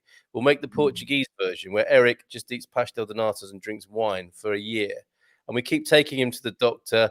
He's all bloating up and going yellow, and he's looking like custard. His skin looks like custard after 3 months, and his liver's all swollen up. And he has to be told to stop it, and we get him back onto a balanced diet. You'll tire of that, Eric, but we will support you in your wildest dreams. Guys, imagine when they hear about queijadinhas. Have you got? I'm quite sure you guys have had queijadinhas, right? The ones that are made with like it's the shape of the pastel de nata, but it's filled with like cheese. It's like it's beautiful. There are so many different ways over here to get diabetes in this country. It's so creative. It's amazing, man. So he doesn't need to just eat pastel de natas. He can have a whole range of. Oh, you'll go crazy over here, Eric. It's wine. It's pastel de nata. It's queijadinha. It's a chorizo bread. It's so many different. Yes, it's so many different things that you're gonna eat over here, and you'll be like, Frank, you told me. Has anybody had? I haven't got a clue what it's called, but it's cake, and it's like covered in sugar, and it's like a kind of yellow color. But it must be soaked in something like golden syrup. You could not put any more sugar into a slice of cake, because I had a slice once and I just had a massive sugar rush. I was like stuck to the wall. It was like, but you got to be careful of them. That's got to go with a warning. But if you're a sugar lover, that's the one to have. Was it served with extra sugar in sachets just in case you needed more? Well, I wouldn't. I'd have had to go to intensive care, thinking about any more sugar. Right. Josh is saying it's just Josh. He put Kaylee to bed because it's Man Cave. Now, all are welcome here, incidentally. It is called the Man Cave, but anyone can come who likes the vibe, Josh. So she's welcome next week. So I hope you're enjoying it tonight. Enough good points then. Let's get back to bingo. All right, hold on. Let's just do all the comments, then we'll go back to the bingo and we'll wind everyone up again. Here in the Gerês National Park, the food has a stronger flavor because of the animals living in the mountains. Gerês, another one on our list, Marcos. It's beautiful up there, isn't it? And the smell in the air of the pine and the eucalyptus, it's the atmosphere you've got there is beautiful. How do you feel about something non-dairy being called cheese? I feel misled. I feel manipulated, basically, Josh. I mean, what do you guys? Well, to be fair, things that are called cheese sometimes aren't cheese in Portugal, are they? To be fair, they do feel like the Chinese plastic sort of vibe. It's exactly the Chinese plastic rice. This is horrible. You feel cheated. You never. There should not be anything called faux cheese. Either it's cheese or it's not. Why are you calling it cheese? Yeah, but what about cheese that is called cheese but isn't cheese because it's it's allowed to be called cheese. They're not pretending it's like an alternative, but it can't have been anywhere near milk or maybe that Carl, is that Carl, it's like, okay, in North America, I'm quite sure in the UK you've got the same problem where craft. you've got something which is called a cheese product, and it's Yes, not, and they say it's not cheese. It's called plastic. It's synthesized. It's basically 70% plastic. That's what you're eating. It's not cheese. You should not be giving it to your kids. It's a problem when you put it on. You know those Kraft cheese slices. That's the one you're talking about, right? it's And exactly the it, one. And and it melts. the eco nightmare of it is that each slice has a piece of plastic between itself Plastic. and the next slice. And you might as well Yes. Yes, it's and what I love is the discipline the cheese shows in melting. It yes. just everything is so economical. As the cheese melts, it just melts properly. It just melts the way it should, the way you want it to. It's genius photography when you watch it. But it's the most horrible bit of. It's not a food product. It's garbage. It should not be called a food product. But this is what we do. This is what we feed our kids. Well said, sir. Guilty as charged. Fake vegan meat, said Rachel, is like a porcelain tile that is made to look like fake marble. That's a pretty good review. Yeah. Some vegans might read that and say that sounds delicious. That completely ticks my political and ideological boxes. Where do I buy it? For like €5.99 per burger. Yes, I agree, but why do you have to compare it to meat? Yeah, I think Frank's made that point well about the comparison and why do that? I obviously never ate it. Oh, we've done that one. So contains estrogen. Enough said. Yeah, that's the soy products, isn't it, that swell up the man boobs? Soy also Remember, tires and doormats. I'll pass. Not keen. Say explains man buns. Yeah, absolutely. Soy explains man buns. Are they? Is that what Americans call man boobs? Tofu. It's all just some texture, no taste. You need to add flavor to it. You absolutely do, don't you? And the first time you cook it, because you're thinking you should try something a bit more healthy, it's very disappointing, isn't it? You need to learn how to cook that stuff if you're going to bother at all, which I suspect Frank won't. Soybeans are used to help stop women's hot flashes here. You men should think about that. Just saying. Oh, Reed just got personal. we did. That's slightly awkward tone atmosphere. Silken tofu is definitely different. Yes, Josh, absolutely right. I love silken tofu. I'm guessing, or dal fu, as the Chinese call it.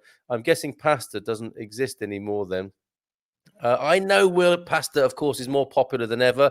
It is the first bulk buy of the apocalyptic, isn't it? Bags of pasta.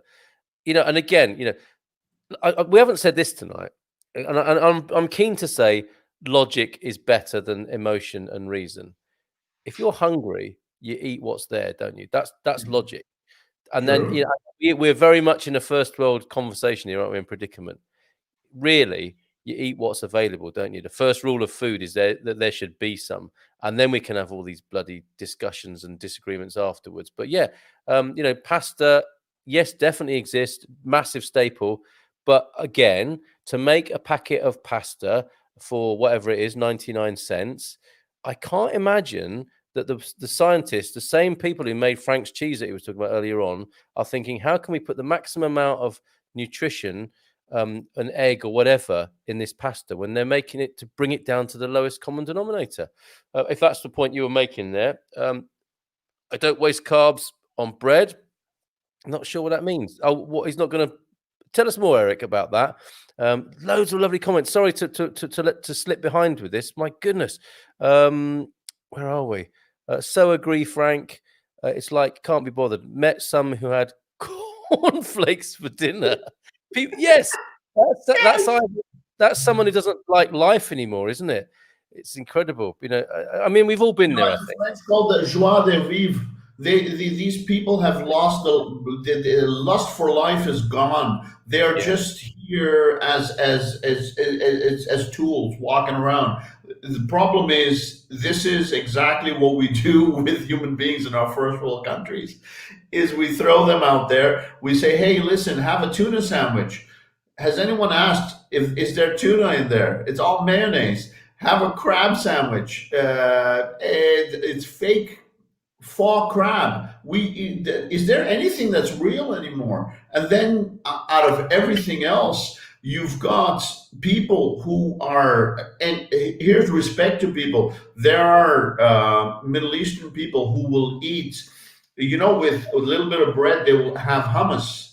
And hummus is made of chickpeas. Those are vegetarians. There are so many people who will eat falafel sandwiches. Beautiful, nutritious. They taste very good. Why can't people go in that direction? Why be a vegan when you can eat good food? This is my problem. Let them not eat meat, and Mother Nature will sort them out. And I think that's true, Ree. No amount of your psychological choices, your emotional choices, will save you from your physiological reality. If there is something your body needs and you've gone against that for political reasons, your body will have the last word. I'm certain about that. Conservationists. By the way, guys, we've not dealt with pescatarians. Cod botherers, conversationists in the 1900s. Stop eating, burning, killing everything, or shit is going to get bad. Conservationists in 2020. Is this the free therapy session? Well said. Don't touch margarine. Absolutely. Hydrogenated vegetable oil. What a disaster. And again, we see how capitalism drives terrible food choices. It was about selling crap to people and making a profit at people's expense and their health. I don't think any of us capitalists in here would deny that. What about Cheez-It? Is that popular in your house? I know why Rachel is saying that, because coming from Brazil, one of the first things that she saw in Canada, and bless her, she still stayed. She she saw people having, there was like, this big jar of this orange looking cheese product that people at lunch would be putting all over their broccoli and then be eating it. And she came home and she asked me, she goes, what is this thing? And I'm just like, believe it or not, it's cheese. We eat it over here. She says, she goes, what is wrong with things over here? I go, you're going to see a lot of wrong when we go to grocery stores. You're going to see a lot of wrong. Just don't take a trip back. This is it's going to work out. Don't worry. We've got real food over here. Cheese in a squeezy bottle, and you just apply it on top. No. It used to be a glass jar where you would have like this. I think this Cheez-It product. There's also Velveeta cheese that used to come in this plastic thing that you can just it's like a paste. You can put all over your vegetables because you can feel good about eating vegetables. We've had some horrors in North America that we've eaten. Habits. Oh my god. Fabio was the pitch man in those commercials for I Can't Believe It's Not Butter. I don't remember, obviously not the American ones, but we'll have to look at those on YouTube. It's just another stupid way for people to show off and make money on Instagram, YouTube. Another US. Feel the heat, America. NY Unix Guru is here. Thank you for that. Yes, wild meat is the best. Oh, that could also be a euphemism. Come to Charleston and I will show you what real barbecue is all about. You see, this is the alpha male business. This is the alpha male business. We'll come back to where to get the best Portuguese steak. Black Javali from Mursa. Trás-os-Montes is so good. My mouth is watering. It sounds good. Grew up on moose and deer in Finland. Wow. I mean, that's all you need to put on a dating profile, isn't it? To make you sound like a hell of a woman. I grew up on moose and deer in Finland. I mean, God, I would definitely. I mean, I'm happily married now, but when I was in a dating scene, that is a profile or a sentence that I would have thought. I've changed my mind. Where's that noisy neighbor's cat? Come on, Bill. Don't go there, man. Tyson Fury eats wild boar, or at least that was his excuse for having excess testosterone in his drug test. That one time, I'm going to use that one. I can just imagine Tyson Fury out there catching and eating wild boar as he goes. Can you imagine if you were a wild boar and you met Tyson Fury out on a walk, you would probably just roll over, wouldn't you? So you can have It's fine. Let me just tell my family I'm being eaten by you. That's going to be a great final moment. I had a Basque friend who lived on the border with France. He caught fish that hung out around the village each pipe and sold it at a French market. Profitable and satisfying for his nationalism. That's a fantastic story, Peter. Can you imagine the French? Here's the thing. Speaking of French, this is exactly what I'm talking about. I was talking to my mom today, and I was telling her about, like, we sell French potatoes over here and French products, and my mom goes, "Wow, that stuff is like very expensive, and like, French. There's like a lot of French cheese over there." I go, "Yes, mom, but Portugal has like amazing cheese." And in North America, there's this thing about anything French. It's unbelievable. My mom, she says, like, when we would go like to the grocery store, she'd be like, "Well, that is French over there." That thing is chic, and it'd be the worst French cheese. When I came to Europe and I started looking around, I'd be like, this is like horrible stuff. But in North America, anytime you mention anything French, people just go completely crazy. And I wish this would happen with Portugal, where like anything Portuguese, people will go crazy about all over the world.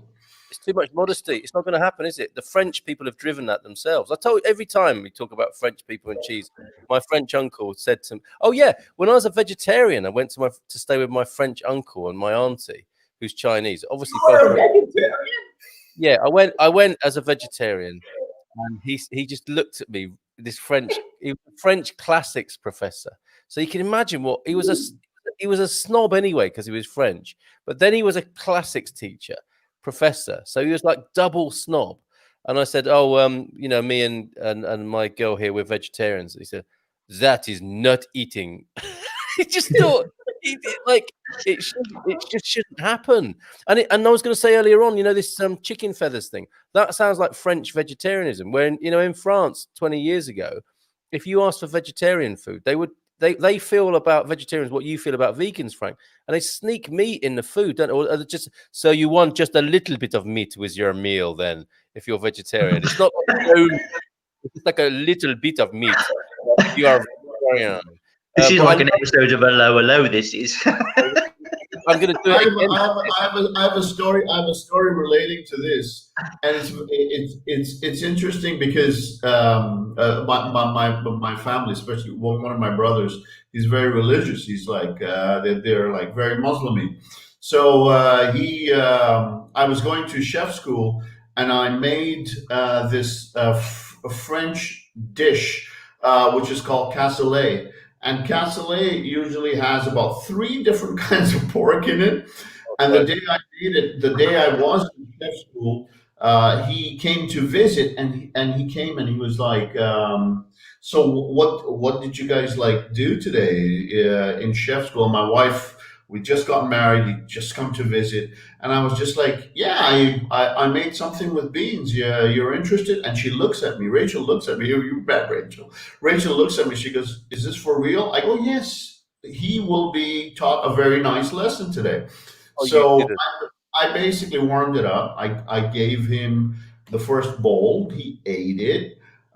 Did not have any problems with it. He asked for seconds, and I gave him a second. And until this day, he does not know what he ate. He enjoyed it. There wasn't any kind of an issue, and I did not have any problems. So this day, I don't have a problem with it. However, when this guy came to my wedding in Brazil, what he ended up doing is we went to a place and we went to a burger joint, and everything in Brazil, obviously, just like in Portugal, it has like a slice of pork in it or like a slice of ham in it. And we went to this place, and he wanted to eat a burger. And he ordered the burger and had like a slice of ham. So he takes the ham out like this, and he goes, "Now I won't be eating this burger." So I was just like, "Give me the ham. I'll finish your burger, and I guess you won't be eating much in Portugal." And this is exactly the problem I have with certain people like this. I have no problems with people with faith. I I don't believe in religions and all this kind of nonsense. Well, that's a different story. My thing with someone like that is that these people actually believe, and they give you sermons on what they believe food should be and what people should be eating. And as far as pork products are concerned, how bad they are for you because they are completely misinformed.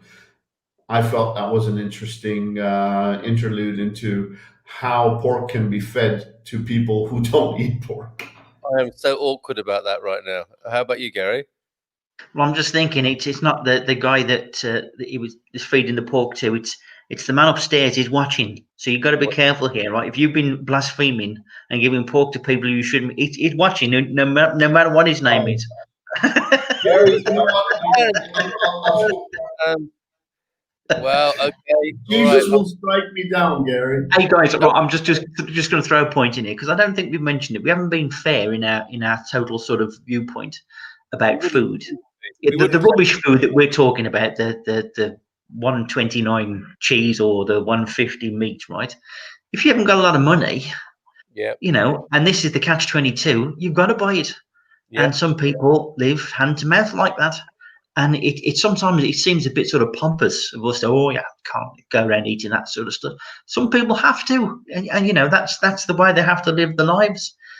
Maybe the only way out of that, if they can find a way to do it, instead of buying that 129 cheese, is to buy a packet of seeds and a pot and grow some real food to know the difference. And probably that's all that they're going to be able to do.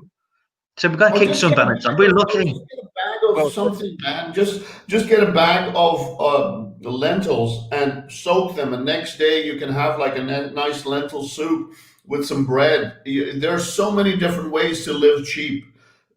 You don't have to be a meat eater to be able to survive and do well in our society. I just think it's a huge problem where there is in India. Once again, I have to go back to this. In India, people basically make lentil stew. They make lentil soup. They dip bread into it. If they have rice, it's a luxury.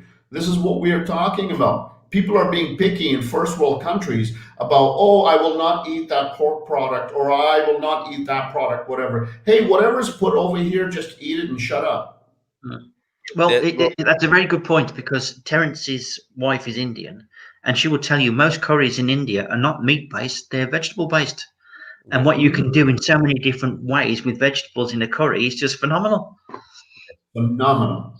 And yeah, and another aspect. I mean, with the ideology, I learned this the hard way. I've been through a vegan phase myself in the 90s, and luckily, I had a plain speaking Yorkshireman guy who was a real mentor to me, and he had no time for it. He wanted me to. He thought I was wasting away. I was living in like a vegan commune, believe it. And he was like, I can still see you in there. All right. He's like, oh yeah, a lot of bloody rubbish. Come on, lad, come and have a bacon sandwich with me. Porridge and we'll have bacon sandwiches. He'll put lead in your pencil. And I told him about my, going to see my mum, and being, how difficult it was for my mum, Chinese woman. Like I think someone said before, if it moves, the Chinese will eat it, and even if it doesn't move, they'll eat it. So it gets eaten. Chinese people eat everything. Meat. There's no talk about vegetarianism. Certainly not veganism. They just think that was total weird cult stuff, and I think that's what my mum thought. And this guy said to me, "When your mum cooks for you, eat it. You are breaking her heart when you don't eat her food." Yes. And that meant more to me when he said that than all of the ideology and cobblers that I was subject to.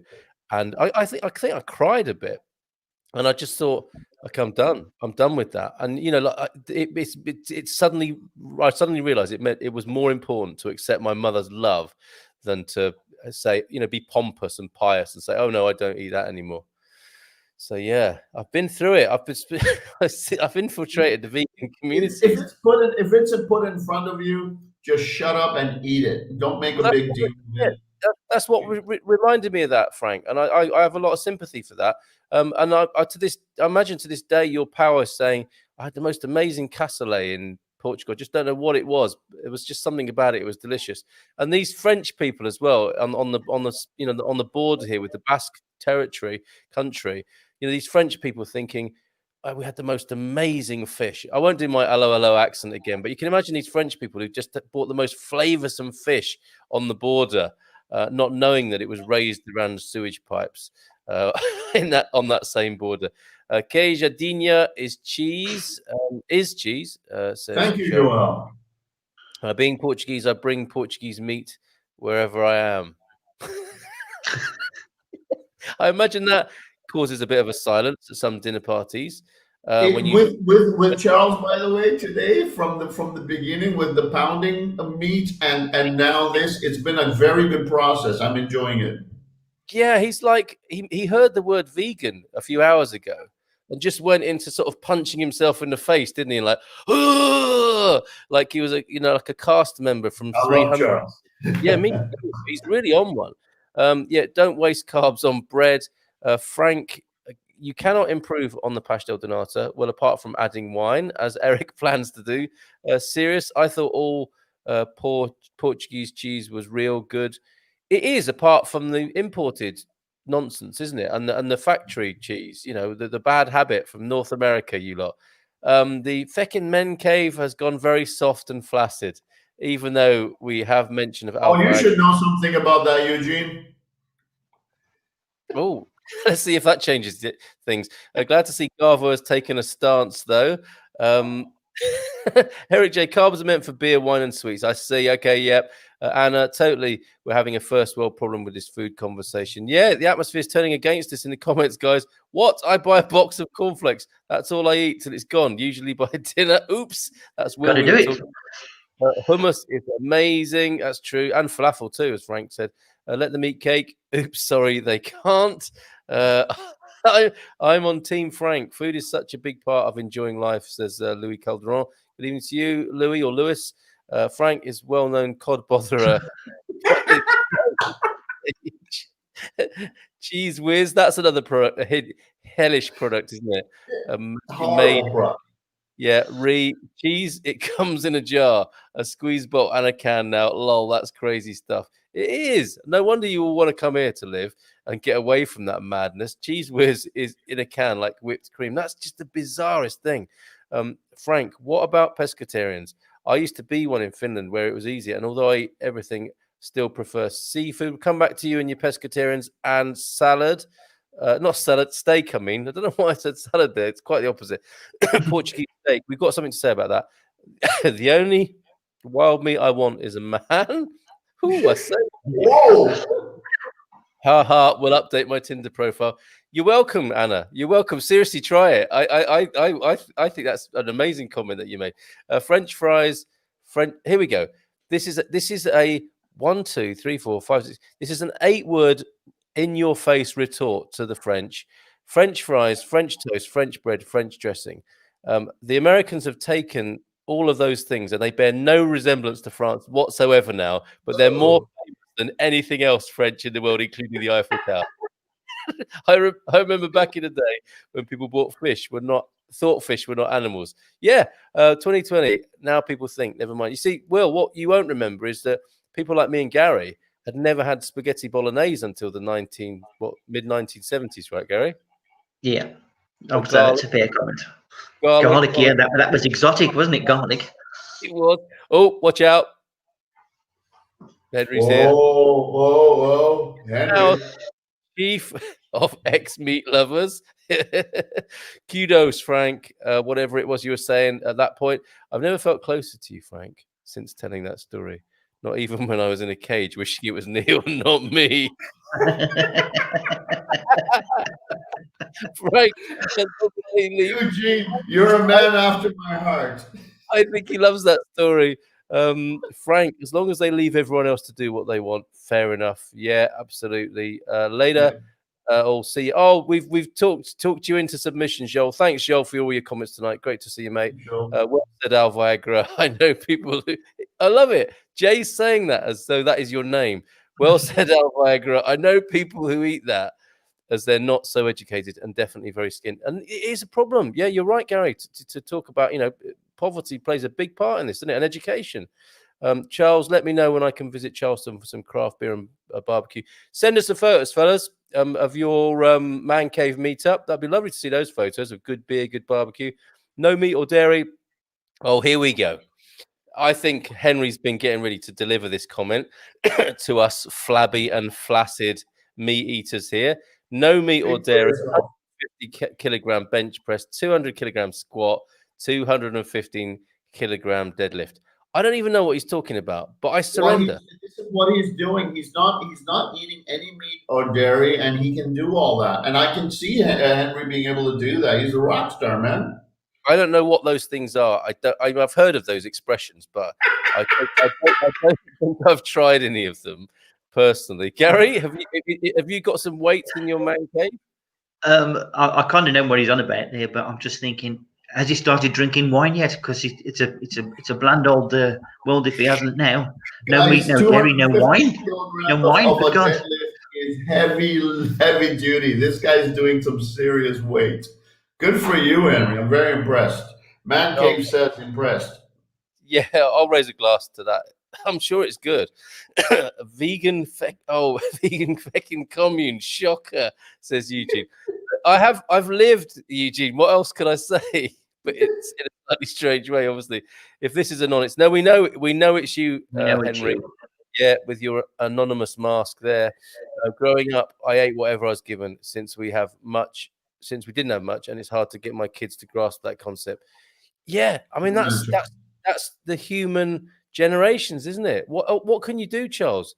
Because if it's not in their own experience, they'll just think you're going on about something from back in the day, won't they? And I have a point to make to double up on what Charles said.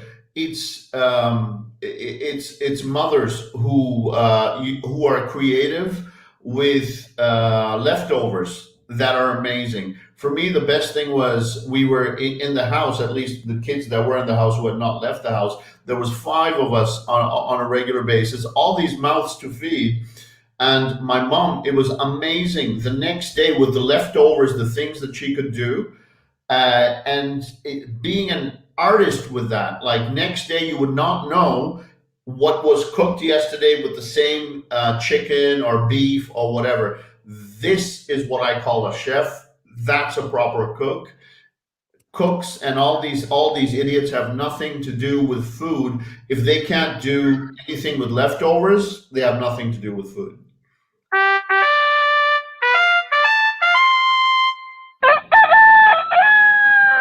so there you go, a Barcelo Here's award. to our mums. Here's to the mums who had to cook every night, whether they liked it or not. Well, every day, 3 times a day. So yeah, big up to them and making ends meet and all that sort of stuff. Fantastic. Barcelos to one and all. Let's see if Eugene has gone off in a huff. I think that it looks like Charles and Eric are getting together to show each other's meat at some point. Lentil soup is awesome. NY Unix Guru. US has no French food. Maybe lucky to get brie and wine if you're lucky. No Portuguese food at all. Even the linguiça is made in New Jersey. What is linguiça? Is that a sausage? Yes. The linguiça, the Portuguese linguiça, yeah, they make in New Jersey. But US has a huge not expat, a huge immigrant community, especially like around near Boston. There's a huge Portuguese community, and they do amazing food over there. The one thing about the U.S., some of the bigger towns, especially in the towards the east, they do amazing food.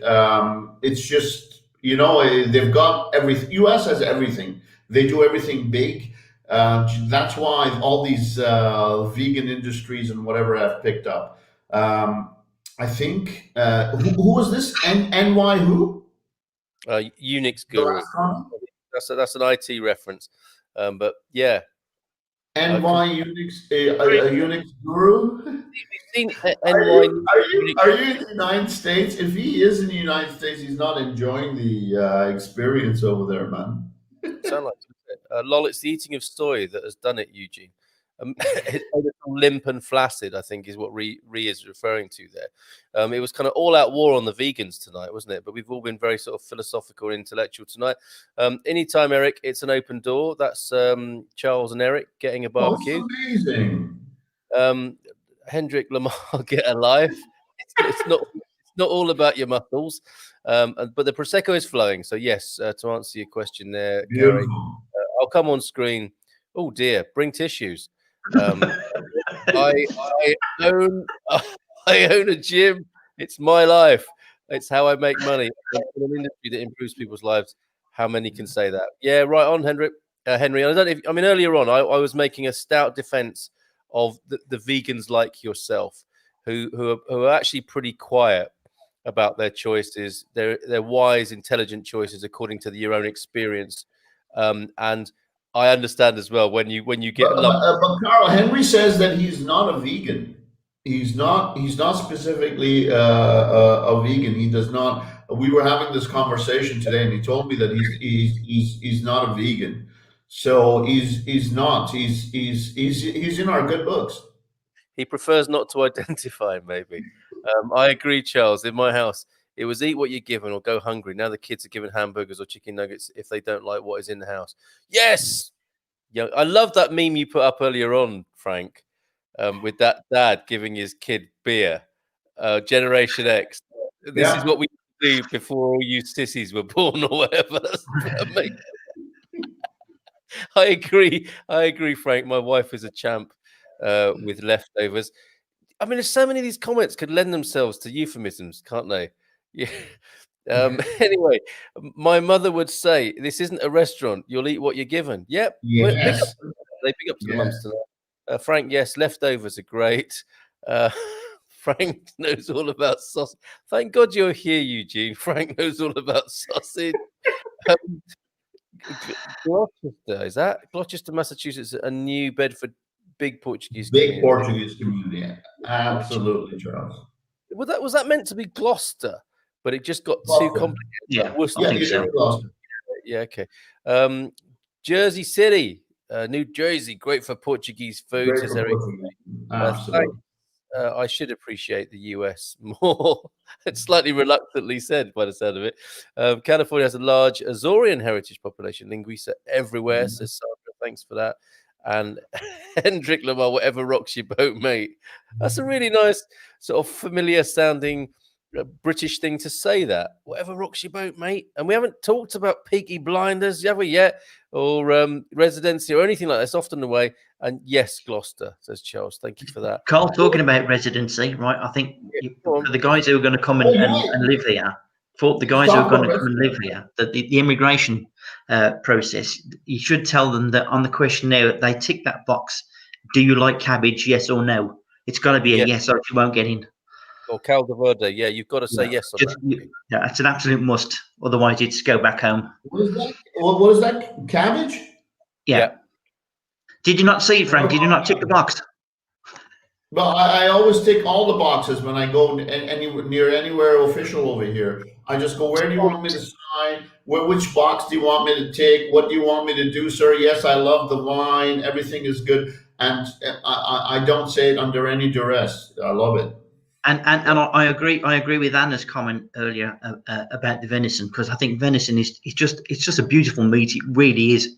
But the trouble is, it's really trouble is, it's really dear. Oh my God! Should we just have a moment's silence? Tumbleweed. No, I do like venison. I think venison's great meat, but I don't eat leftovers. It's the aristocrat in me. Yeah, I can understand that, Eric. I mean, probably the worst you'll do is a kedgeree, maybe, with some of the fish that was from earlier on in the day. Yeah, but technically, Eric, you are eating leftovers. The leftovers that the corporations are willing to give you. Oh, a stabbing political insight there. Anna Milne, it rocks lots of people's boats, you know. Extended life expectancy and all that. He's sounding a bit vegan now, isn't he? He is. I love Peaky Blinders. A huge fan of the Shelby family. Now, I was going to say something like that, but you think to yourself, I'm saying I'm a massive fan of murderous gangsters who slice people's faces and shoot other people in the face and just do unspeakable things. What is it about us? What is it about us that could allow ourselves to say that we love those people? Interesting possibility if we're sticking around for a bit longer. Eugene, where is Terry, Gary? it's like Eugene is well-being monitor, isn't he? For other people. Make sure Frank's cellar is clear. Did you kill him, Gary? It's like Peaky Blinders, Brummy people are all the same. Just because you come to Portugal, stop behaving like the Shelbys. It's you now, Gary. And you know what, Gary? Gary, the thing is that you've got that innocent look, but he's seeing past the innocent look. There's something going on over there, Gary. He wasn't following the family line. Did you have a kind of Peaky Blinders standoff then on the scaffolding? That'd have been dangerous, wouldn't he? I think he'd have won that one, right? Call yourself a fucking Peaky Blinder. Your big scrap on the top of the scaffolding, while the Irish fella down the bottom is, I knew you Peaky Blinders would end up killing yourselves up there. Isn't Sam Neill amazing in that? He is. Yes. He's a very, very powerful role. And it doesn't really cast a very good light on Winston Churchill either, by the looks of it. But that's a whole different story. I mean, but you know, a lot of people just don't. Oh, you mean Winston Churchill, the first original war criminal? Absolutely. Scratch the surface. I mean, anyone, like with an Indian perspective, you're not going to find him the most. You're not going to have his commemorative coins in your house, are you? No way. But Irish people, Indian people, and African people, obviously, not too fond of Churchill, I don't think. Well played, Frank. I'm not sure what that's about. Hendrik, lots of people's lives should be extended. Whoa! Oh, really? That's such an American thing to say. Rock on, mate. They speak to our dark side. That's the Shelbys, isn't it? And luckily, they don't tend to apply. Although the ones who go to the gym don't, who Rhea is talking about. I am a woman, and I'm in Eugene McCrossan's house. Yes, it's true. I want to know if anyone eats seaweed in Portugal. He's quite. I think he's a little bit cross with us tonight, isn't he? For talking about. But this could be, guys. This could be the new Japanese robot. Seaweed, of course. Nori or whatever. Yes, indeed. There you go. Okay, and fear through respect is respect through fear. I guess it's interchangeable, isn't it? So that's a space between us. That's changed the dynamics, isn't it, Gary? We now that doesn't look right, does it? There's a big space missing there now. Let's do it like this. Really? No, I really am a human woman, says Eugene. We're so tolerant here that that's going to just fall on deaf ears. It's going to be another tumbleweed moment, one of many that we love to experience here. It's just a Eugene moment, isn't it? It's a Mad Dog moment. It's a Eugene moment, and I don't think Frank will care either. Quite honestly, I'm going to take issue with you on something as well, Carl. Did you say to me that you were watching The Crown, but you skipped the first few series, the first few seasons of it? No, I did watch the first. I watched the first. And then I took a bit of not a break, but I skipped because I wanted to see the ones that people were getting, excited about. I was particularly interested when I heard the reviews of Gillian Anderson. I had to go straight to that most recently. Well, you missed something there. You missed something there, mate, because you missed a lot of important things in the way, the evolution of the royal family, really, and how they changed, and how Mountbatten was involved in the coup plot. You should go back and have a look, because it weaves a better picture on the tapestry. I will go there. I mean, after I've had another two series of Peaky Blinders, now I'm hooked on that. I'm going through the full curve, of the kind of extended series box set thing of like, why did I ever do this? It's 2:00 in the morning and I need to get up, to do the show in the morning. I'm going through all of that, and like Louise is saying to me, do you want to watch that or do you want to speak to me? And I'm like, well, I want to watch this, really, to be honest, because it's so gripping. All of that sort of stuff is going on. But yeah, I will. I'll take your advice on that. It is good. I mean, as a non-royalist, for me, it was quite astounding, really. I know it's a dramatization and all that, but there's a lot of things there you never really knew about, and it puts a bit more flesh on the bones. And the other thing is, right, the other thing with Peaky Blinders, his brother Arthur, Arthur, his brother, the crackpot one, yeah. Do you know who I mean? I do know exactly what you mean. Yeah. I think everybody knows an Arthur or has known an Arthur sometime in their life, because I can say so much relevance with that guy. Who's Arthur? Everybody knows an Arthur. Arthur Shelby, Thomas Shelby's brother. Oh, I've just seen 2 episodes of this show. This is apparently an amazing show. Then I would love to compare notes with you, Frank. What do you make of the first 2 episodes you've seen? I love the first 2 episodes. I didn't understand the word. Was it the 3rd episode when he is now when Sam Neill's character has now brought in all the police officers from outside? It's a second, or I think 3rd episode or something like that, right? We don't want to spoil it for anyone. That sounds about it. Could be right. Yeah. So let's. So I'm in the 2nd or 3rd episode. There's not much spoiling. It's a wonderful. It looks like it will be a wonderful series.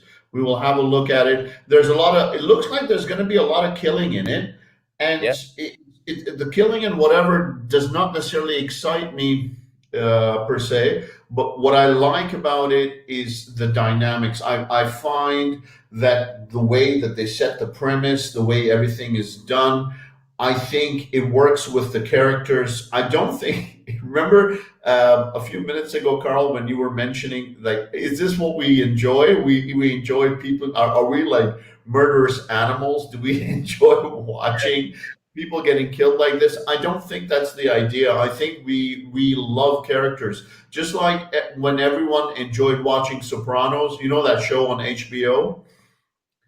And it became a huge show, and there was this murderous guy, Tony Soprano, that everyone loved, and he was literally choking people with his hands, and people were like, "Wow, what a wonderful guy! I want to have a drink with this guy."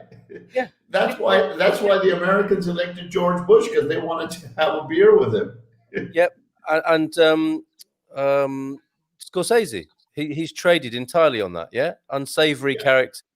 Who you're fascinated by, and you mentioned hip hop culture, rap culture before. It's the same vibe, isn't it? It's that same sense of those. Jordan Peterson again had what he says is that underlying every male encounter is the underlying threat of violence. That is how it is for men, and there it is in these gangster movies, in the Peaky Blinders, Sopranos, all of them that we're compelled to watch. We're noticing that, aren't we? Who's going to win here, and can they keep this up? And I mean, for me, one of the most astounding things is a realization I had today. Like doing my residency, thinking about government, thinking about politics in the world at the moment. Nothing's really changed, is it, since the time of the Shelby family and the Peaky Blinders in Birmingham? There are always racketeers, and there's always a pecking order. And the difference today is that it's very civilized. That extortion is done through a national system now, isn't it? You don't have to worry about having your house smashed up, but if you don't pay tax, you will be fined or imprisoned. It's a very slick but similar situation, and there is a pecking order. You're in that. And it's much more exciting to watch it at a Peaky Blinders level than it is to watch it. We enjoy as human beings. One thing that organized systems have done is we enjoy getting raped by smiling assassins. So what happens is when someone comes up to you and they tell you very nicely, "Frank, give up whatever you've made for the day," you'll be like, "Why?" And they'll be like, "Because I'll shoot you." And you'll be like, "Well, you're a horrible person." And when the tax man does the same thing, or we look at him and we just go, "Well, I got to do it because he's saying it. This is what we've got to do. This is what we've got. This is what our societies have kind of they have pruned us into these well-oiled machines who just work. We just pay. If you're not, if you're a bad taxpayer, then you're a bad citizen. I don't know how many times you've heard that as your civic duties, and nobody talks about civic duties as anything else but you doing certain things for the tax man. And we never discuss these kinds of things. Why don't we? Why don't we sit down and ever think for ourselves? Why don't we ever sit down and do a system that is comprised of barter? Because that'll take the taxman out of the equation.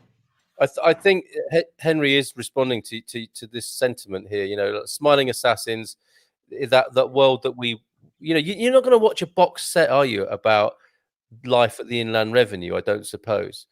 But you do watch The Sopranos, you watch, you know, Goodfellas, and you watch the Shelby Brothers, and he's making the comparison here, like a crying Matt Hancock who's obviously manipulating you to run your life in a certain way. Do you want that, or do you want the Shelby Brothers? And a lot of us are going to say, yeah, well, let's give us the Shelby Brothers. Come on, that'll make life much more exciting. We do. There's an intrigue developing at Eugene's house. I mean, that's always the case, but something's happening here that we need to check in on, I think. No, I really am a human woman. We'll get to the bottom of this in a minute. Eugene, for you to admit that, it's a big thing. I thank you. Yeah, you're among friends, so it's all good. Eugene, quit letting your man boobs confuse you. So too much soy over there in Ireland, by the sound of it. Too many tofu burgers. 2 hours of food-related banter impressive. Thank you, Eric. Anna Milne, I'm a health dealer. A massive step forward from my past. Live long and prosper. Feck off, Garvel. It is my lady friend Anna, who you're talking to. That's gangster territory, isn't it? Don't talk to my woman like that. How far along are you with the Peaky Blinders, Cole? I'm in series 3 now. Frank and I did the Crown Marathon and are totally caught up now. Okay, so you've enjoyed that, by the sound of it, Rachel and Frank, I think. I'm looking for. Listen, you and I, we talked about getting the title. I'm really very keen. It's. I used to think the Order of Canada is the first thing I need to get, but since the time you've talked about it, I thought I'd upgrade a bit and I'd go.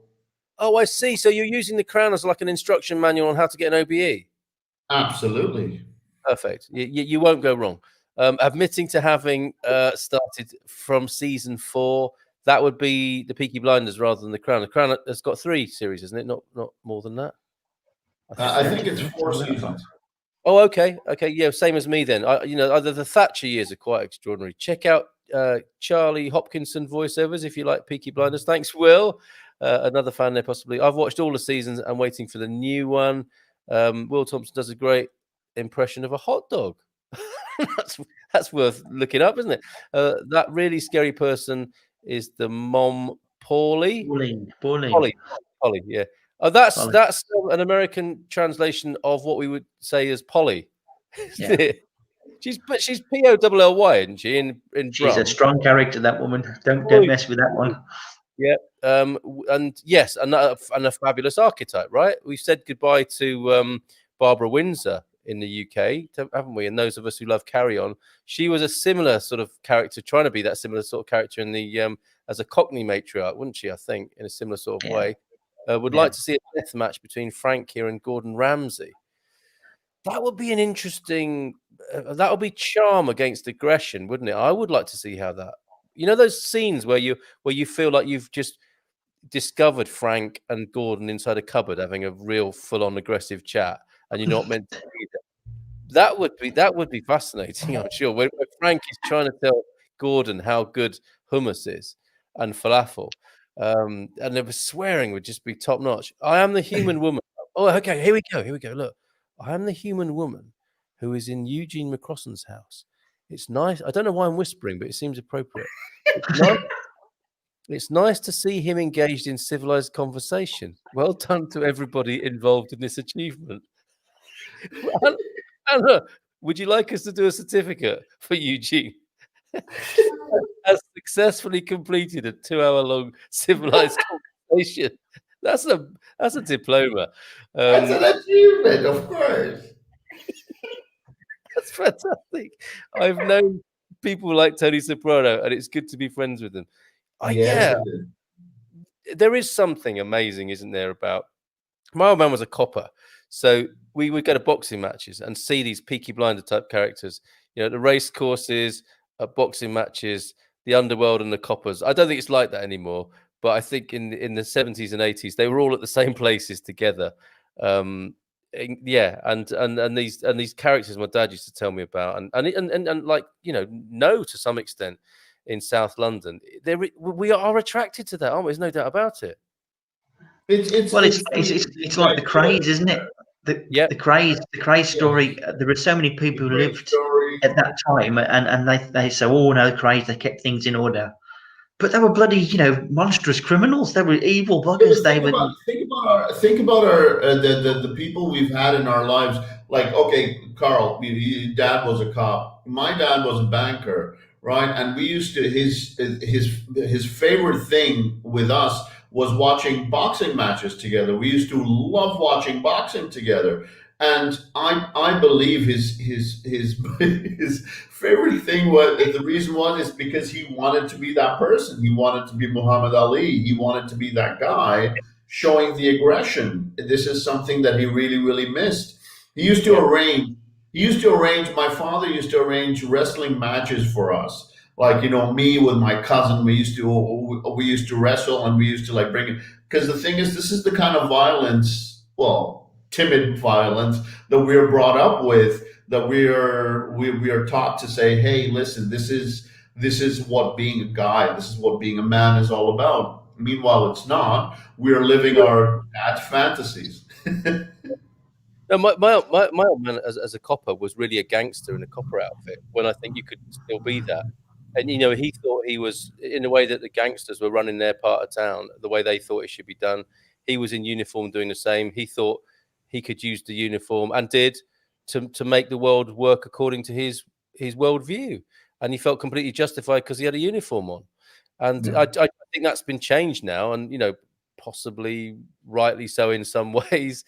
But this it wasn't. I think he was in an incredible time. I mean, we've seen it. We've seen that personified in drama as well, haven't we? I mean, slightly in a light-hearted way. Is it Life on Mars? But also the Sweeney.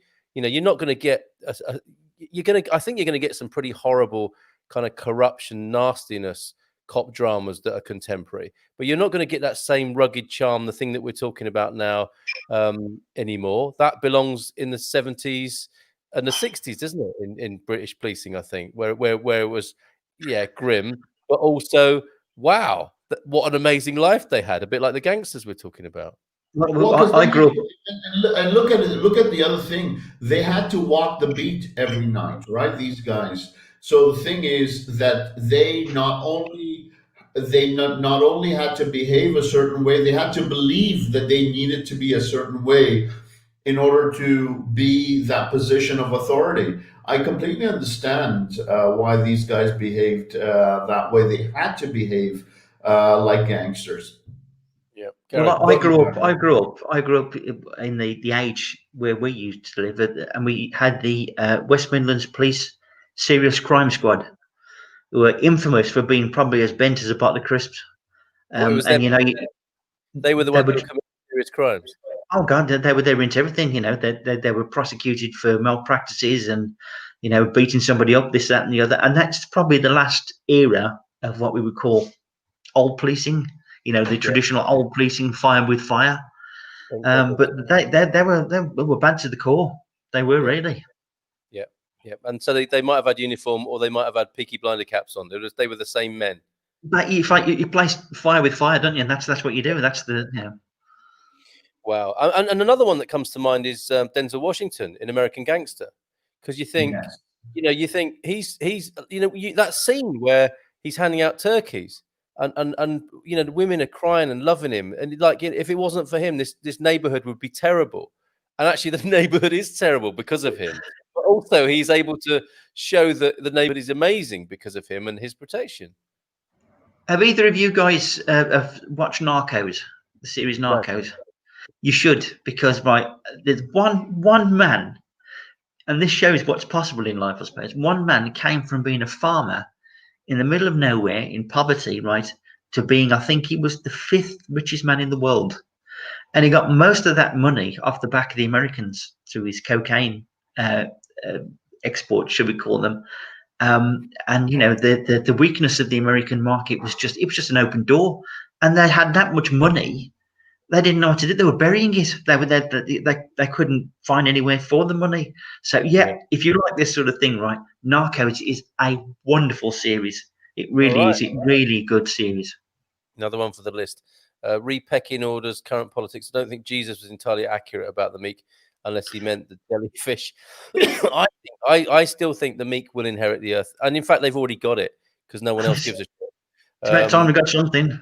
It's you know, the other stage that we're going through, Carl, is revenge of the nerds. One of the things that is happening in our society right now, as we speak, is the nerds are really taking over, and the revenging is going double time, triple time.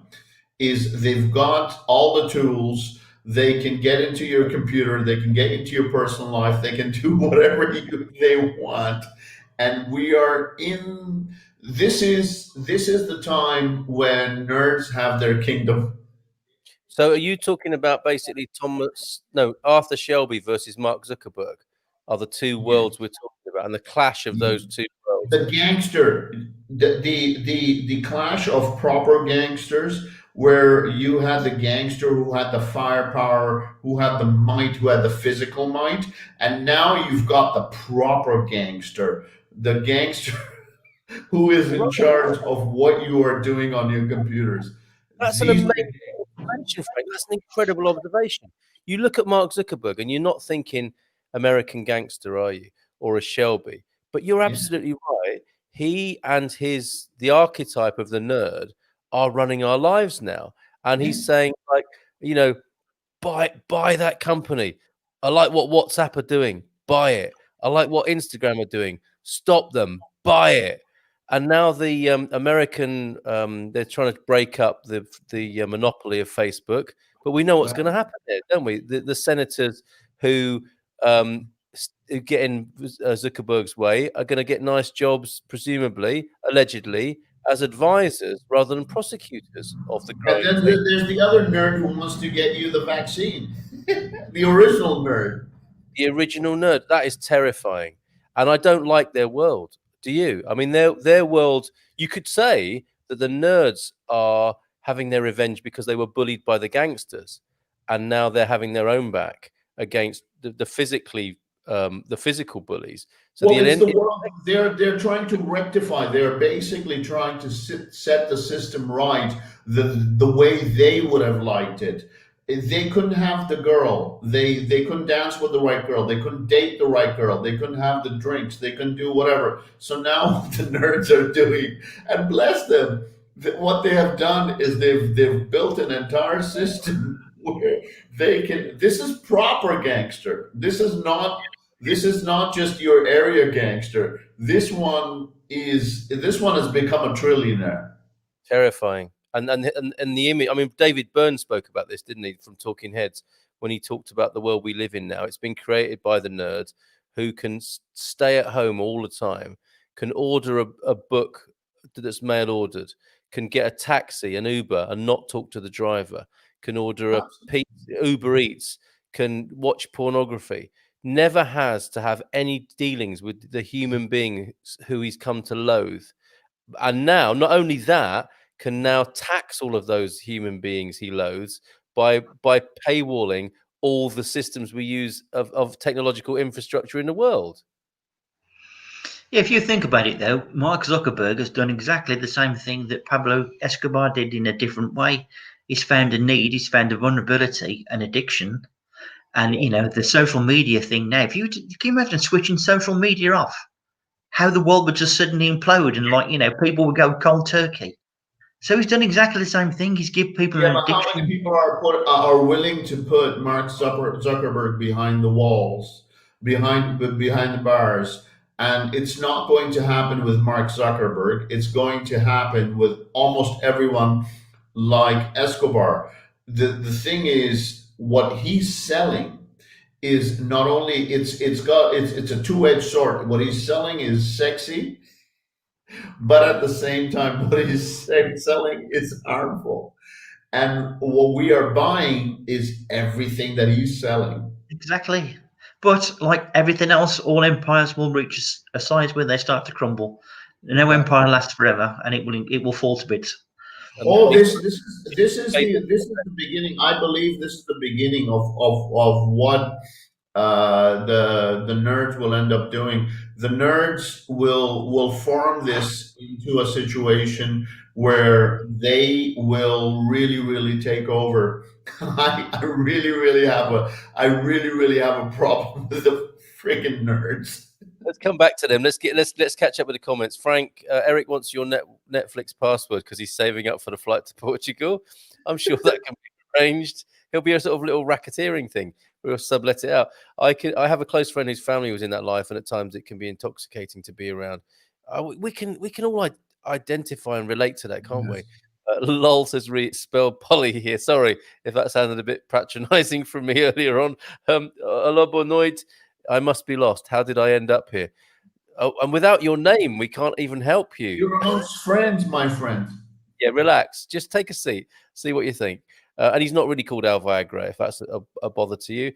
Can't wait to meet up with you guys in the summer. Absolutely, Henry. We're so waiting. Anna, you aren't chained up, are you? And look, Eugene's not happy about us taking the piss out of him tonight, including his woman in the house there. Is Anna in a well having lotion lowered in a bath? It might not be funny. On, Charles. With a few peaky blinders and loads of blind peekers. Freedom is king.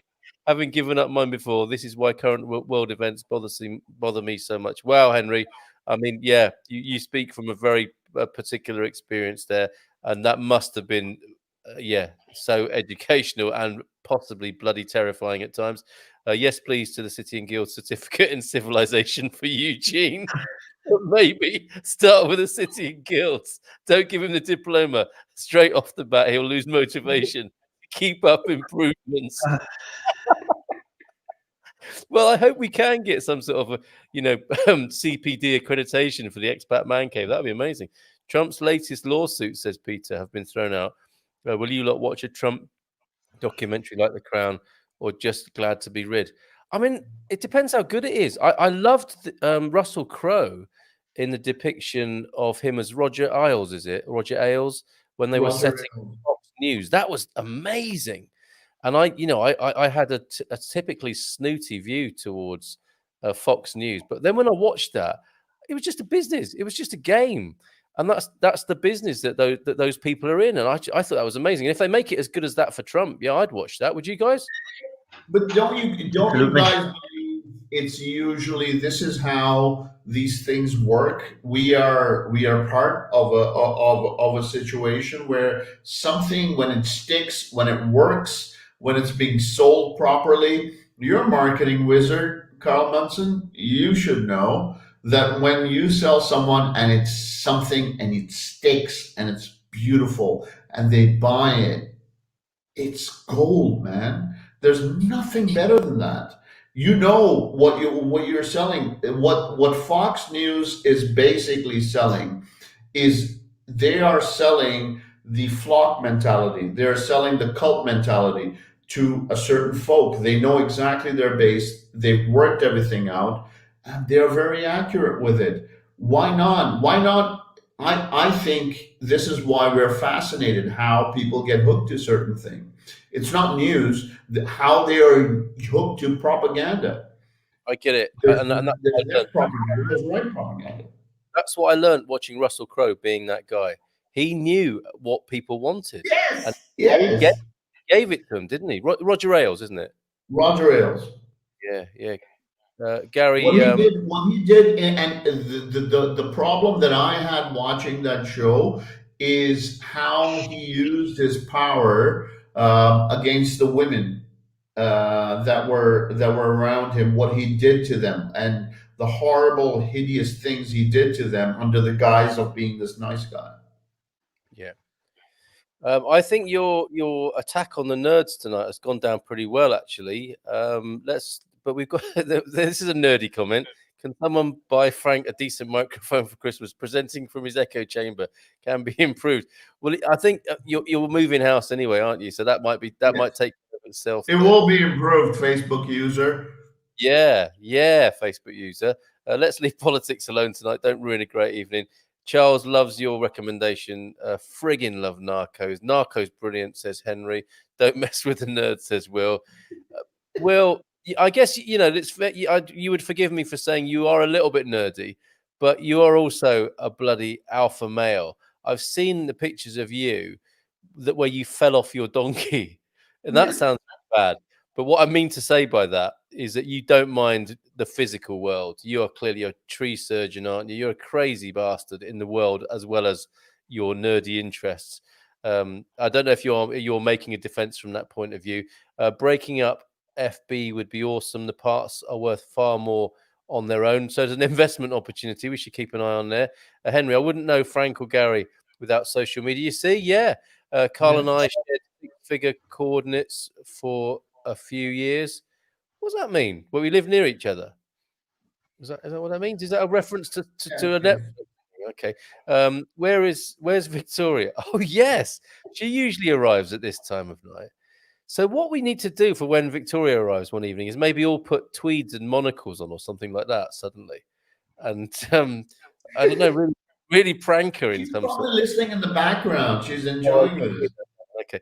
How bizarre. It's Jeff from the Cotswolds, apparently incognito. Hey, Jeff. Hey, Jeff.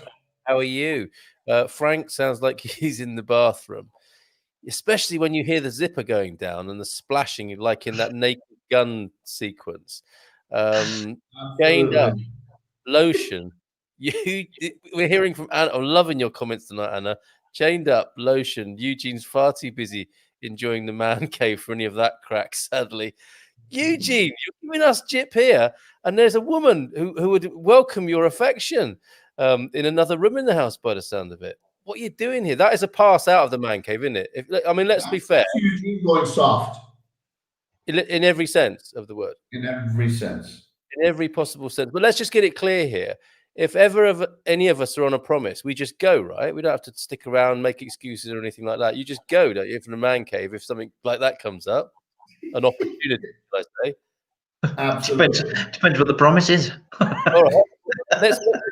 I'll describe it. If a chance to visit the lady cave arises, one should go, right? Absolutely. Are you priming us for something, Carl Manson? I'm just saying that's what Eugene should do. We don't want to see look out. Yes, she is. Yes, she is. I told you. Not enough time to put the tweeds and monocles on or the top hat and tails. Good evening to you, Victoria. I'm in the nerd business, but carry a keyboard and a gun. If one doesn't get it done, the other will. That's an interesting hybrid then, isn't it? The kind of gangster nerd who can take care of business physically, but just messes you up with a bit of data as well at the same time. It's the new nerd. But I'm not saying Charles is a nerd. Charles is well informed, and Charles he likes his beef and everything. You've got the proper. Once again, I'm going to bring these people in. I think a vegan is going to come and kill me very soon. But it's the vegan nerd that's a big problem. But you're not going to get killed by like a vegan sausage, are you, or whatever? No, the vegan will show up over here and smack me with a keyboard. Yeah, but depending on which stereotype we go for, yeah, it'll either be a bench presser of 2,000 kilograms like Henry, and then you're really in trouble, or it will be like Smithers from the Simpsons trying to whack you. They won't get anywhere. You'll just be looking at them and go, what are you doing? You clearly need a steak. Aki, very good, Victoria. Get slipping into the lingo there. I just meant if you punch a nerd these days, you will have unknown pizza deliveries on the hour every hour, not long after. for some time. Not really a Peaky Blinders way to respond to that kind of thing in there. Very good. See you guys. Well, we'll see you in the summer, if not before, Henry. Great to have you pop. I have no ladder. So with talking about nerds, presumably we can get you an Amazon order together with a drone delivery of a ladder, so you can take care of that offer, Eugene, within the next hour, possibly. Can we get an Uber with a ladder? But am I wrong? But I thought there was a point where Eugene had mentioned that he really liked being in a GIMP costume. Is this still in order, or this is not happening anymore? The yellow one, remember? It can all go in the same order, as far as I'm concerned. Extendable ladder, GIMP costume, and lotion, or like a bumper Christmas order. Maybe it'll be a bit time of year. Reese says she would leave for an invite to the Lady Cave, and fair play to you, Ree, as well. Oof, no pomp and circumstance for me. Okay, we'll stay as we are. I got your back, Frank. This is going to be interesting, isn't it? When Frank and Charles are walking around Lisbon or Coimbra together, like Thomas and Arthur Shelby, running things in Coimbra. Charles is a solid guy. He may have a specific political opinion, but he's a brother, man. He's solid. Late to the party. What's going on, guys? Oh, well, we could still play Intolerance Bingo, but it just seems a bit inappropriate. Do you want to do that? Victoria or Awesome, only 3 guys on screen tonight. Well, yeah, Sapphira's at an early night, I think. Have you seen The Crying Game? Yes. Just well, the last bit was very uncomfortable. But it brings together all the themes we've been talking about in a strange sort of way. I wrote goodbye at the time of being on a promise, being the joke. Oh, I'm not. Nina is asleep. Oh, I see. So let me just do that again. Oh, Henry, see you later, mate. But that wasn't to be, or was never going to happen anyway. He was just making it up. I'll bring my scaly cap. Oh, what does that mean? Can he get an ointment? Nothing worse than scaly cap, is there? Does he mean the? Oh, okay. All right. Sorry, not a perspiration-based male condition. No. Okay. See what you've done. I let her out of the well. Now she won't stop talking. Send a link. Oh, here we go. Okay, yes, absolutely. Should we stick around for another 20 minutes or so? Let's do that. Okay, it's on the screen for whomever would wish to join us while we play whatchamacallit bingo, Intolerance Bingo. Can we bring Victoria on? Whoever wants to click on that link will be allowed in for the next 20 minutes for sure. I could do it going to bed at 1. Oh yes, so that the scaly cap is a. Have you got one of those, Frank, in your extensive? I do. Wow, you got a scaly cap. I'm a terrible speller. Okay, back then, just very briefly, here's a test for you on the screen now. This was something that we nearly spoke about, but we will do it now. Let's play Intolerance Bingo. What grinds your gear? Did I say I was vegan? So we dealt with this person fairly and squarely today, haven't we? The annoying vegan guy. So you can put a counter on there. Greta Thunberg, she seems to do it for quite a lot of people, doesn't she? Bloody annoying. You're completely on it. Oh, okay.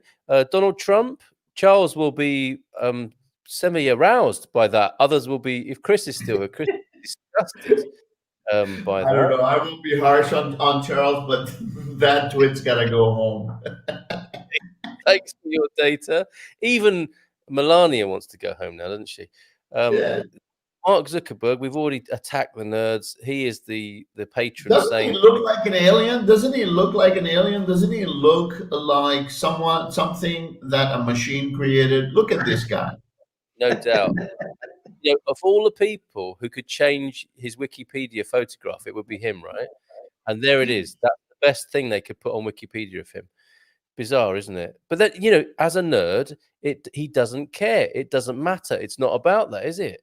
It's not about that. It's not even about getting a proper haircut for these nerds. Nope, nothing to do with those worldly matters. This lady in the middle, I use the term correctly in terms of peerage and so on. What happens to you, Gary, when you look at that, to your pulse and blood pressure and so Yes, on? Gary, go ahead. I see the devil. That's what I see. Do you get emotionally stirred though? I do. I mean, it's still very raw and sore for me. It's that woman has got a well. She can't answer for him now, but there's a lot of damage that woman done. 35 years later. Yeah. Amazing, isn't it? David Icke here. That's not the best photo of him to identify him, but there he is. Wake up, sheeple. I don't know what sort of effect that has on people. The original nerd, as you referred to him, Frank, Bill Gates there. One of Microsoft's early catchphrases, straplines, was empowering us all, which he wants to do with vaccines and all sorts. The Great Reset at the moment, by the sound of it. Then there's these other ones that might appeal to other people. Being told, take the vax, selfish. Jeff might like that one. What about the three that I sent you? The three commoners. Tell me, I didn't see that. What did you say? I sent you Bill Lumberg from Office Space. Oh yes, you did. Yes, sorry, I didn't make the connection right. I thought you were just being funny with memes. These are actual people, aren't they? These are actual people. These are actually the kinds of people that we come across that can trigger us at any time. There's the Karen. Yes. And there is the evangelist. Yeah, okay. And they are worthy of inclusion on this bingo sheet, especially the Karen, because actually she's an image that is used. She's a very woke left-wing student, I think, who was moved to raging tears in an attack on someone like Jordan Peterson, right, or a speaker. Absolutely. There's. I used to when at the University of Toronto campus. I've seen Jordan Peterson, I think, once, and he was encountered by a lot of these woke people on a regular basis. And only thing that he was saying, the one thing that I loved, and I'm very proud of Jordan Peterson. This is what Canadiana is all about. Even though we were not able to afford him the luxury of being normal or being the same, it's the people that he encountered on a regular basis. This man is extremely brave. He's gone through a lot, and people should know more about him. Yeah, agreed. Absolutely. I don't know what Victoria is knowing about. Probably one of those people I've shown. I don't know. I still want to throat punch the guy saying sheeple on the bingo card. So she hasn't calmed down in that respect. Still sheeple. I think Will using that phrase against people. Zook is a robot, says Charles. I would take Trump over the freaking snowflakes any day. Damn pansy people, says Lovely term. Screen full of images no one should have to consume, says Victoria. Gates the eugenics nut. But don't you think we've become? It's a very good term. Don't you think we've, to a great extent, become a society of pansies? And I hate using the word pansy or sissy and stuff like that. Because it's kind of like, demeaning people. But the thing is, we have become a society of weaklings and pansies to some extent, with the way that we behave with everything, with the way that we've behaved with this pandemic, everything. I completely agree with this sentiment. So thank you very much for bringing that up. Okay. Jordan Peterson, he loves people. I would agree with him in his strange sort of way. Charles, and he's not well, is he, at the moment? He eats only beef. He's quite a good example, I think, of somebody with complex dietary problems and not doing well on it. Jordan P is brilliant and a straight shooter, says Charles. Bet Frank loved Laura Southern, says Will. I don't know of Laura Southern. Do you, Frank? She was doing great and stood up alongside Peterson. She got proper worn out, though. Yeah. As well as Jordan Peterson, he got worn out. He's been worn out, hasn't he, by this whole process? He was worn out because the kind of scrutiny that they put him through. He was basically talking about people who would come out and they would be saying they would be talking about, like, the multiple gender thing and whatever, and you'd be going through this entire nonsense, and the man who tried to make sense of everything was turned into this villain. It's a very sad situation that we live in this world. So Henry and I have had conversations about this. So Okay. I don't get triggered. Just don't piss me off and I won't stomp you to death, says Charles, with either a keyboard or a gun. I am okay saying a word that may be demeaning because it will make the panty waist snowflakes. Panty waist snowflakes. I love it. She's escalated it, isn't she? Making people cry there, Ree. So you see, what's this all about? That's what I want to know. And my thesis about this, which I hope Jordan would approve of, I want is to talk that- about this. I'll be back in a second. yeah, I need to pee as well, but I think I'm going to hold out. I'm not going to break the seal, as it were, until showtime is over. I think that's the best policy. Did I say this last week? But there's the when I went for a what do you guys call it in America? A comfort break last week. I had this feeling that I was at a wedding reception. Does this make any sense, Gary? Where a wedding reception where you go to the toilet and it seems to take half an hour. The wee just doesn't stop coming out, and you're having such a great time that you want it to finish quite soon. And you've probably had 6 pints at a wedding reception. You're peeing, and it keeps coming out, and it won't stop. And you just want to get back to the dance floor or to your mates or whatever. But this pee just won't stop, and it feels like it's 10 minutes. I think that's quite normal, and when you consume that much beer, it's got to come out sooner or later. But I understand what you mean. It becomes embarrassingly long, if you know what I mean. And there are people even waiting for you to finish, which makes it even worse. But then again, you take on more that like superhero sort of persona that you can contain that much fluid. People's sort of irritation turns to absolute admiration. Wow. And then the watch is going, my God, he's still at it. And they go away, they go for a drink, and they come back, and you're still at it. There's actually a Mike Myers scene like that, isn't there, in Austin Powers, where he's yes. And then eventually goes, I had asparagus earlier. I remember now.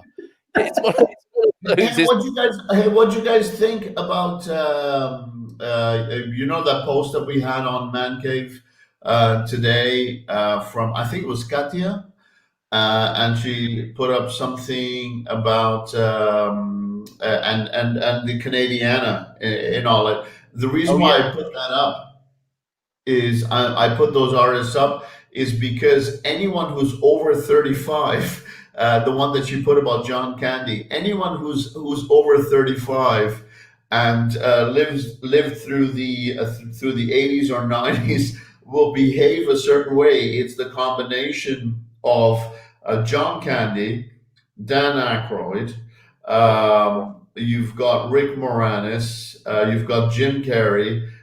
You've got all these Canadian actors or artists. Everyone behaves a certain way. I didn't put Michael J. Fox in it because it'd be a bit cruel. Christopher Plummer, you could put on there. Christopher Plummer, and what's very interesting is a lot of Americana, and I'm quite sure a lot of our American friends would agree. A lot of Americana is Canadiana. Canadiana, beautiful. Goody, you've come up with some really good adjectives tonight. A little bit Canadiana, and that thing you said earlier on, very Muslimy, I thought was quite a good adjective as well. Very Muslimy. John Candy and Uncle Buck. Yeah, I know that. He's my hero. Good evening to Joe. Joe, good evening to you and you're saying to us good evening from Stella Coombe. Oh, sorry, what's WA? Forgive me. What is Washington? Washington. Oh, that's a really rookie error. I'm so sorry, American friends, not to know that straight away. Okay, so the reason I'm doing this intolerance bingo is I want to, and it ties things together in a funny. All the things we've talked about tonight. The motivations, why we're interested in gangsters, why some of us really get wound up about veganism, and I wanted to sort of weave it together to talk about it. My thesis with this is that we we're in this.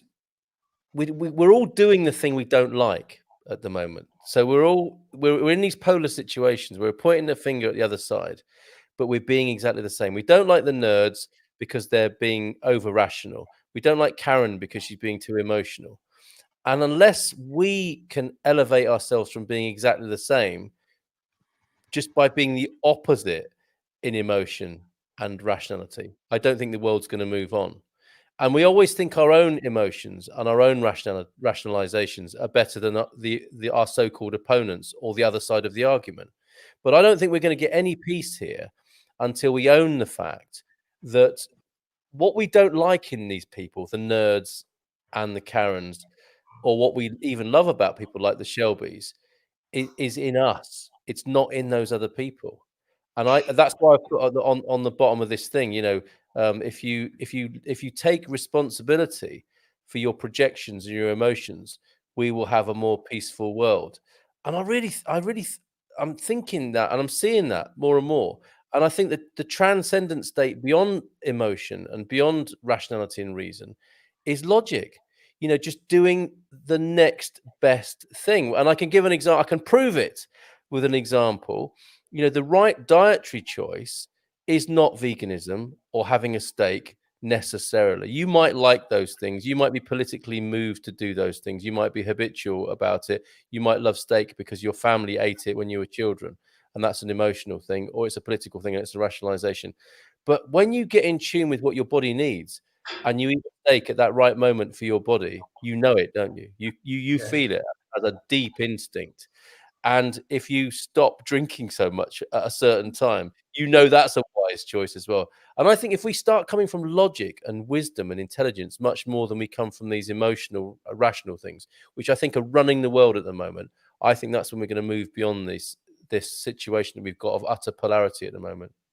I have a point to make. What happens is, I think we should leave a lot of things to nature. Just like I think as we get older, a lot of what certain comments or certain ideas that people would prescribe to us, we would take on. Now, as we get older, we would say, "Oh, that's bullshit," and whatever. I think the same thing happens with our digestive system, whereby as we get older, our digestive system also gets very picky. So the thing is, the bullshit that we were eating as when we were younger. So, like, let's say if I was in the West End in London and I had that cheap pizza during in my 20s, and I had that horrible hot dog or whatever, my system took it, we ate it, we enjoyed it. But the thing is, my system did not react to it. The system is now reacting to it because it's gotten picky. The same way our brains have gotten picky. This is the same way we take information, and we believe that we can judge so very well based on experience. I think one of the things that we are on about and that we should on a consistent basis be thinking about is what we are doing around us. We've got people, especially people who have moved over here, like you and I, we've moved over here for a particular reason. We've moved over here to get away from the rat race of what we thought was amazing, and we've come to a better place. I think things have changed. The nerds are going to be around. I don't think they're going anywhere. I just think that we need to find a better way to fight the nerds off. I think they are going to be a part of our society. I just think we need to embrace them in a different way. They are the new digital villains, Yeah. if you may say, and we just need to deal with them in a different way. They don't have any control of what they are doing. They are just driven by their little digital egos. We just need to deal with them in a certain way. Gary, you had something to say.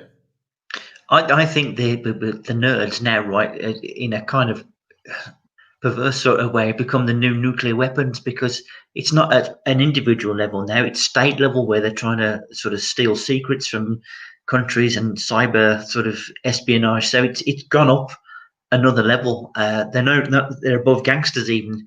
States employ people to do these things to, get secrets, get power, get influence. They're the good nerds, right? They're the good nerds like Snowden. He's a good nerd. We love him. Depends what your own slant is, isn't it? It's where you come from. Like Carl says, is your own emotional experience. Your own slant. We're all different. Eugene and Anna? Oh, there we go.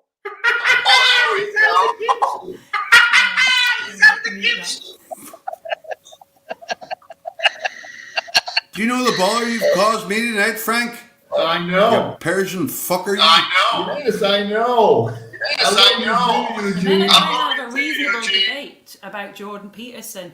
I'm only here to state that I'm not being held here against my will, nor am I being paid to attend to Eugene. Please, can I have my bread now? I've lost hair over the stress.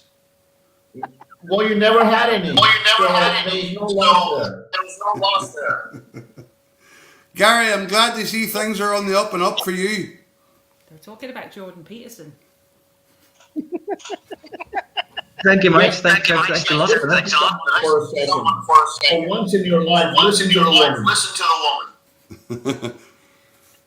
Frank, I don't have to put batteries into her. What?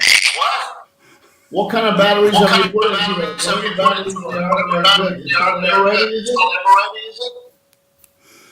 Fuckers.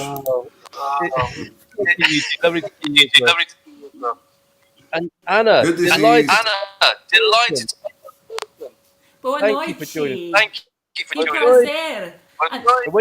When you guys coming over?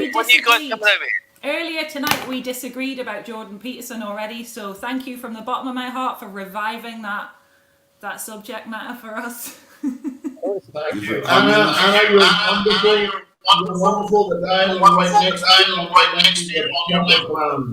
Stay away from him. Just say.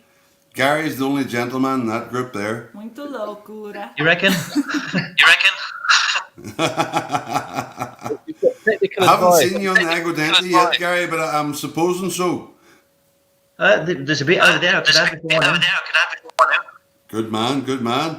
Saúde a todos. They're on the sponges here. Yes, let's have a toast to that. The evening. You're very lifelike and attractive. Says. What's that portrait in the plant? What are you drinking there? What are you drinking? He says. I've gone a bit effeminate tonight. I'm drinking it in a glass instead of my French Foreign Legion cup, and I've got orange juice in it. That's good. Oh, I can only imagine. I like seeing you. I like you came out of captivity. I had a shaver. I'd never squeezed through that hole in your shed, Frank. Hey, Neil liked it. Stop being picky. There's 4 or 5 other poor critters trapped in there. You think you'd let them go now? No way. Guys, I'm going to mute you up for a minute. Wicked echo. Get a few of the other, some of the other comments here. So amazing to see Anna here. I'm so glad she's come on to Yes, Anna. And we've got Victoria's here as well now. Just to through a few of these comments here. Hi, Victoria. How are you doing? I'm doing spectacularly well. How's everyone tonight? As you can see, we're doing very well. It's so nice to see you. Your sound is coming amazing. Yes, take those glasses off. Let us see you. Okay. Here's a quarter. Go down and have a rat chew that thing off your face. I imagine that's a John Candy. Trains and automobiles can't be. That's not a pillow. Yes, that was an amazing movie. So who is Eric? Show yourself. You're intrigued by the Eric person, Victoria. We don't know him. He's the one that said, "Where's Victoria?" And it so happened like a few minutes later, I came on and saw that you guys were on live tonight, and I saw that text, and he doesn't even have a picture for his icon. So you know, there's very strange people here. Yeah, you've got to be careful. There are some very strange people in this man cave. May I just listening to some Akala? Yeah, Akala's amazing, isn't he? Incredibly articulate fella. I'll come on screen one of these days. Stay tuned. So many people offering to come on the screen. Yes, come on the screen. What are they afraid of? What's the problem? There's you getting Eric to PM you. Karen, just bitch slap and walk away. They will shut up and everyone can go about their day. That's simple logic. I want to meet Ree too. She seems really cool. She does, doesn't she? Yeah. It's surprised she's back as well after the insult she got on her first appearance. I honestly don't know how I don't care how other people are living their life as long as they leave my life alone, says Charles. That's a pretty good sentiment. Why was my lip twitching, Victoria? I don't know. Y'all were talking about something, and your lip was just going la la la la la. Yeah, probably Frank. Nerds are just smarter than us, all brain, no brawn. Frank, I can't wait to toast me and my family moving to Portugal with yourself and the Man Cave family. You're all such genuine people with a shared love of humans and humanity legends. Thank you, Henry. That's lovely. Thank you, Henry. Victoria, scratchy Al Viagra. What did that mean? Okay, Al Viagra, he was just like scratching his face and like, what's going on with that? Like scratchy. What was happening there? You had an electricity problem. It's because I had a beard a few days ago. So I've got used to scratching it, and I think it's still there. So, Victoria, you should have seen Gary yesterday. What? You should have seen Gary yesterday. He was so nicely dressed for a wine club thing. And I've never seen Gary dressed like that. He looked brilliant yesterday. I did like catch like the last few minutes of that, but I was just getting off of work, so I couldn't like really jump on, and I didn't want to interrupt. It seemed such a serious endeavor. Wine club was amazing. Eugene dropped in too. No way Eugene ever dropped it. Where's Neil is asking Eric. We did it honestly. We did have Neil on his own accord. Eugene. Neil's the free man. Eugene is the ball. It's a great name to shout out. Eugene. It's so true. Oh, it's all gone crazy here now. So yep, it's Eugene and Anna. Everything Frank says is echoed. Can't make out what he's saying. Yeah, it must be really difficult for Rachel to live with that. Thanks, Anna. Thanks, Anna, for joining us. Didn't believe Eugene could have a lady like you. There you go. You'll get a lot tonight, Anna. Eugene's feeling the heat. Eugene is the balls. That's a really good review. Jordan Peterson, saying it on camera when Eugene can't attack. Oh, you're not keen then, Anna, on the Jordan Peterson. Oh, sorry, I've muted you. You can't reply.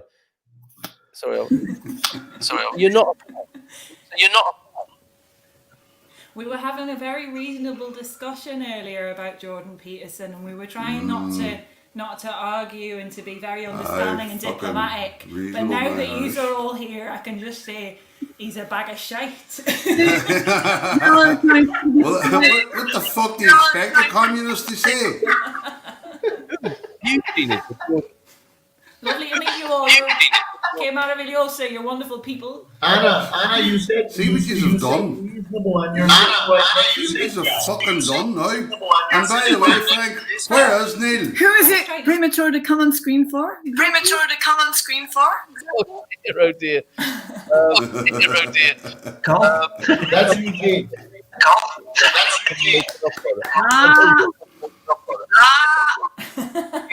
All this fucking power. It's true. I want to know what Eugene thinks about being a vegan. Yes, final word. I think there should be more vegans. I think at least 80% of the population should be vegan.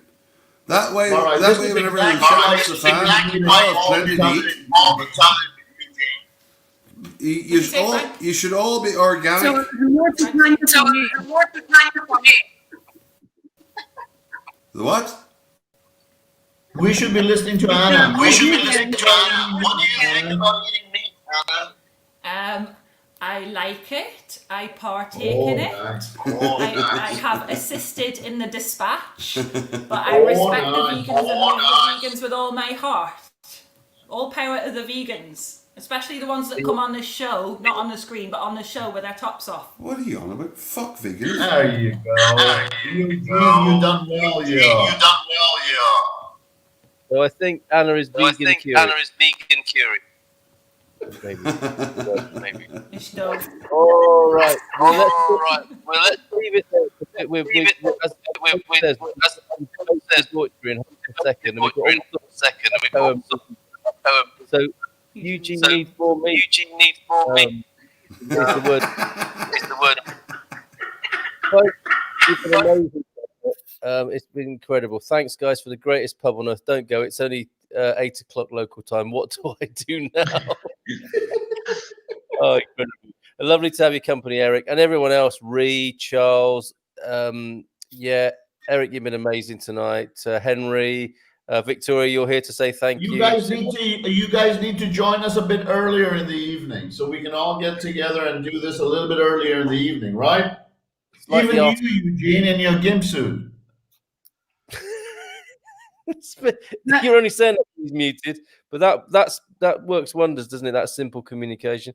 Good night, great night, y'all, from Reed. So thanks very much, everybody, for joining us. Take care. Bye for now. We'll see you again next Friday at what Eric describes as the greatest pub on earth. Maybe we should open a pub when everyone gets here. That's not a good idea, really, is it? God bless you all. Right back at you. Good night from Will. Thanks, Will, as well, for your excellent and consistent brilliance. Thanks for being here, says Charles. Excellent. Oh, Scary Mary Staley. Sam talking about Scary Marys. Hey, actually, before we go, you watching Peaky Blinders, you two? Over there in Ireland. Yeah, loved it. You did, didn't you? What? Yeah. Loved it. Soft, you said they were? Didn't you say they were soft? They were a bit soft. In the Shelby.